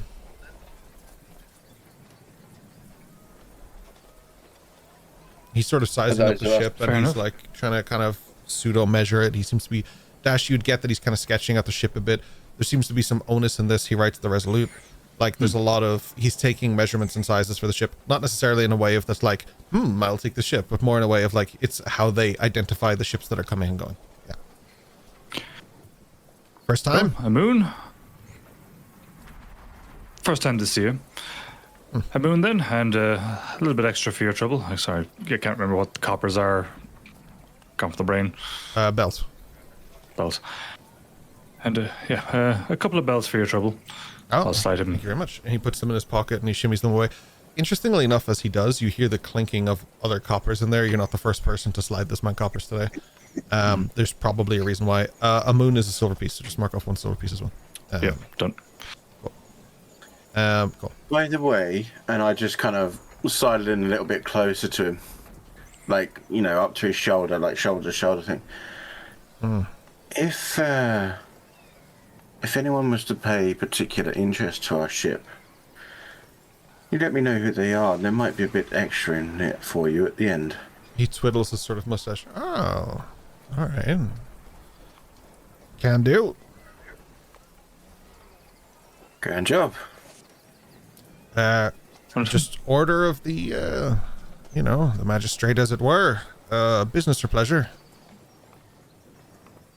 Bit of both, hopefully. Anything to declare? No. It's a job from Miss Vaudrell. under the radar, so to speak.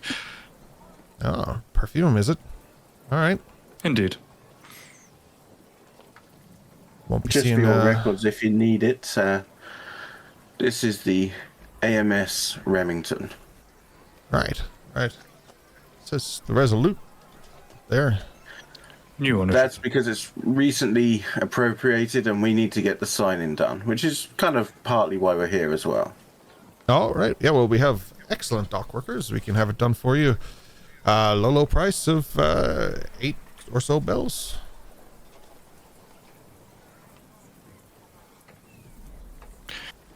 Sure. Sounds good. How soon can they have it done? Yeah, we need the rain to pass, so it'll be about a few hours. You're here for a few days. Should be Yes, good. as long as it's before we leave.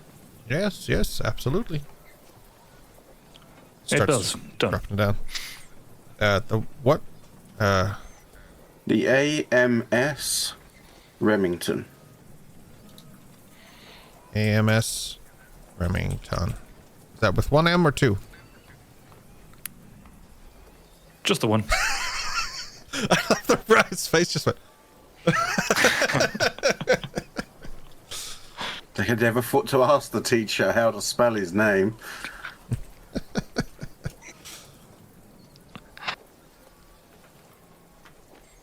All right. Well, I'm seeing 2 more ships. I'll be off then. AMS Remington. 1 M. Thank you very much. Enjoy your stay. Take care. The temptation just to reply you too and have the whole meme play out. And he just like looks back at you. You look at him, and you both just go down the street enjoying your stay here. And then you're like, "Good luck with the work," and he's like, "You too." And you're like, and you start drawing. It's you that draws on it. You get paid 4 bells for it. Hell yeah. Cool. You guys are in the city. You've been docked. You've paid your way, your taxes. Yeehaw. Well, let's You go. need your last haul. If I hear well shit from the fucking alleyway. The temptation was there. Like again. First and foremost, I'm going to make sure that EOS is in a state of able to be walking through town with us without being, you know. I cast Disguise Self. Cool. Yep. Just remember it lasts an hour at a time, pal. Correcto. That's why You I have also many have your- spell slots saved up for this. Just Yeah, to be you have clear your about mask? it, Hatsu's gonna stay on the boat. Okay. It's gonna be a very quiet few sessions for you. I always have so much trepidation when you guys he choose to do doesn't that. trust anyone being alone with the ship. He's basically guarding the ship, and Okay. his brother. Okay. So just hear distant explosions in a few hours' time and go, oh, for fuck's sake. Yeah. Should be going for the human EOS look that we all know. Black hair, green eyes, pale as hell skin. Weslyn, where are we going? What are we doing? I think I'm not sure I remember where her house is, but I'm certain that she will give us a place to stay if we can find it. Do you remember the street? What the street looks like? Everything's a bit fuzzy. Yeah, it's kind of Like- sickly. She coughs. Yeah, If I remember if you leaving. could- I have a quick just side quest. Right. I just want to check something very quickly. DM, the stock, etc. that's on the docks, are any of them actually marked for Miriam Vodrell? I don't think so, but none of them are marked for any specific vessel here. They're more marked for territories. So there's a section for like Palparoth or for whatever. That's how you're identifying these ships. But there isn't anything that's identifiable about a specific prepaid dock other than for the king, but that's standard in any dock. So. And what kind of stuff is going to Palparoth at the moment? Oh, tons. Like Palparoth, that's the biggest one. Just There's a like bit of fucking everything, crates, basically. containers. Yeah, Yeah, it yeah. looks like food Cool. supplies. Tons and tons of tea bags if you just want to dump them off the side. I know, but they just starts pushing. Yeah. Save the peppermint ones, but all the rest, just Save the peppermint tea. Yeah, just takes those. Eos. This guy's self wears off. She's purple. She's holding peppermint tea. She doesn't know what to do. Spotlight appears. oh fuck. Yeah. Cast invisibility. Yeah. Just floating tea bags. You can see all sorts of everything, but like this is one of the places of many that would feed Palperoth, but also would feed Verdwar, also would have fed Saikonatoshi. That dock is surprisingly empty. Like there are elements of everywhere here. It's just how much you get is probably by how much you bring, you know? Just one question above the table, because I think Hatsu would have figured out while he was working on the ship. How much rations supplies do you think would fit into the ship? I think it actually says that on a thing I sent to Rhino. I'm not sure if you can double check that for me, Rhino. I don't know if you still have the message right there. I can double check if needed. Was it into a message or was it on? It would have been about when I sent you the ship details. I think it says there what the capacity is. I'm just curious, like, what the load would be, because that would be important to Hatsu, because he's trying to figure out how to most efficiently get the ship loaded. Yeah. I can double check in a second if I can't find it. Yeah. So I'm just going to double check that I give you all of the information about Unbidden that you need as well before we end the session, because I have a tendency to look back over my notes about what I was going to say, and then I'm like, oh, fuck. So, ships choking at the harbor at all hours. Yeah, go ahead. It's 90 foot, speeds 5 mile cruising, 9 mile up with favourable wind.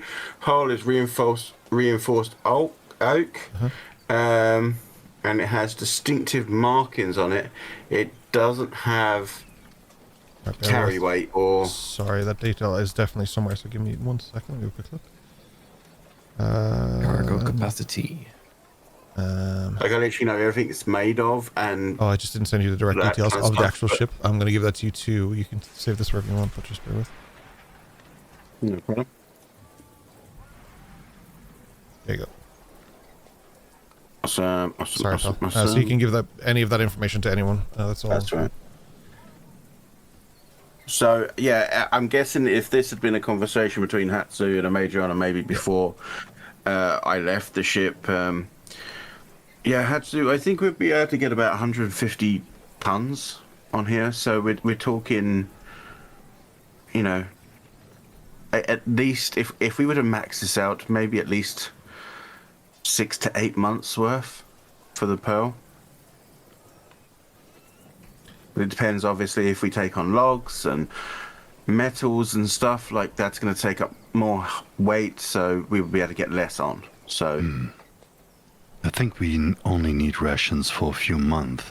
We should also focus on seeds for vegetables and maybe a few sheep and chickens. Livestock for sure, yes. Tools and materials are an absolute must. Hi. I'm gonna stay here and take care of the ship. Just send Albie if you need me. Will do. Are you going to take care of what we need, or shall we do that when we're out and about? I would argue scout first, decide later. Okay. Hopefully Dash should be able to get us a good price anyway, so. On your service, Captain. You said that happened beforehand, yeah. So I think that's basically everything I was going to give you on Unbidden anyway. So plan ahead and prepare what you guys want to do here. This still follows the normal confines of a city, but this barely meets the requirement of a city. So in terms of the size of any of the cities, this is I think the smallest one, followed by Bricksunder, then Saikonatoshi, then Palperoth, I think. So this is kind of the smallest one, but it still meets the requirements. The main things that you find are that the wood that's used here, it looked beautiful as you were coming in, but it's lined with soot and like darkness. It's like you can see it if you run your fingers across it. The tips of your fingers are black, but it leaves a trail mark. There's constantly that here. Outside, plenty of buildings are mounds of what look like powders and charcoal and different things that are just, because it's such a pace that it moves at is continuous. There's just like the streets look almost littered, but not with trash, more with commodity. There's just so much going on that it's incredibly busy, and that's just how people deal with it here. The other thing is that chicken looks very happy eating a roast chicken. It's been a minute, so they're delighted to have access to that again. They don't even conjure it. They run up to one of the places that's cooking them. They just grab one and they run away. Running down the street, someone's like, "Hey!" and they start chasing the fox, but they can't keep up, not even close. Can't steal. Stealing is wrong. This place kind of feels like home. And somehow we're back at session 0. Oh, We'll pick up from wow. there. Yeah, this is where we started for Weslyn session 0. So My we'll God. we'll pick up here. Long ago. Yeah, we'll pick up here next week. 82 sessions ago. We'll pick up here next 82. week. Holy shit. Thank you so Yeah. much for joining us today. We're going to raid these people. I don't know, will the text pop up? I Nice. don't know how to do that. Trees. Congratulations, people we're raiding. Yo, multi-power. Dolphins. Just as a reminder, this is the Atlanta Dolphins. This is pre-record, so we appreciate you. There won't be too many of these. Hopefully, this was just something we thought would be best because it's better than canceling a session. We managed to scrape together as many of us as we could for this session, so we just wanted to do that. Those of you watching on YouTube, so it's a pre-record. I don't know what you're complaining about. Also, thank you for all the raids, the bits, the follows, and the subs Yeah. that were Can't gifted believe we during had this that many session. subs. Oh my 100%. god, that was Insane. Yeah, Oh my new god, I record, can't believe right? we got the amount of subs. That's so crazy. That was unbelievable. Wow. I can't believe you got level 10 hype train. What? Who said that? If we get hired at level 10, you're going to look so dumb. We've also leveled up to level 8. Yay! Hey, No, 82. Back to 6 you go. 6.9. Yay. Nice. Thank you so much for joining us. By period. We're going to raid somebody because I'll be still here doing this. I'll be hanging out in chat and stuff. So we will give someone a good raid and share the love, but make sure you do share the emotes, the raid emote, the multi-pass emote, whichever one you prefer, orc raid and all of that. Yeah, boy. Thank you for Damn it, being with us. Vitharion. Sorry, I just assumed that's going to happen he's at some definitely- stage, so it's throwing it He out. definitely, at the very least, during the time of this, I'm sitting in chat and he has definitely got me with like a D's nuts joke or something because he literally always does. I've Yeah. watched him get Rory probably 4 times now live. Like, Yeah. it's like the Candace, the D's nuts. Hey, he's very good at it. So thank you so much. I don't know if we have anything scheduled other than the Wandering Isles at the moment for the next coming week, but make sure you check out Ryan's stream. He's definitely been streaming live. Worth checking on Keane's TikTok. He's doing his fitness journey. You should definitely check that out too. That's been really fun. I've been enjoying that watch. Current goal is to Rory's get a here too. WWE body. Oh, that's right. That's what you're supposedly doing. fat at the moment, but that's bullshit. Just saying. Wow. Consuming 5,000 calories a day, my belly goes out to here. It's a whole thing. My This God. conversation nearly made us need to hire someone for HR. So let's take this off the stream. Yeah. I will slap him about. Thank you so much for joining us today. We love you. We appreciate you. Take care. Ciao, ciao. Bye. Goose.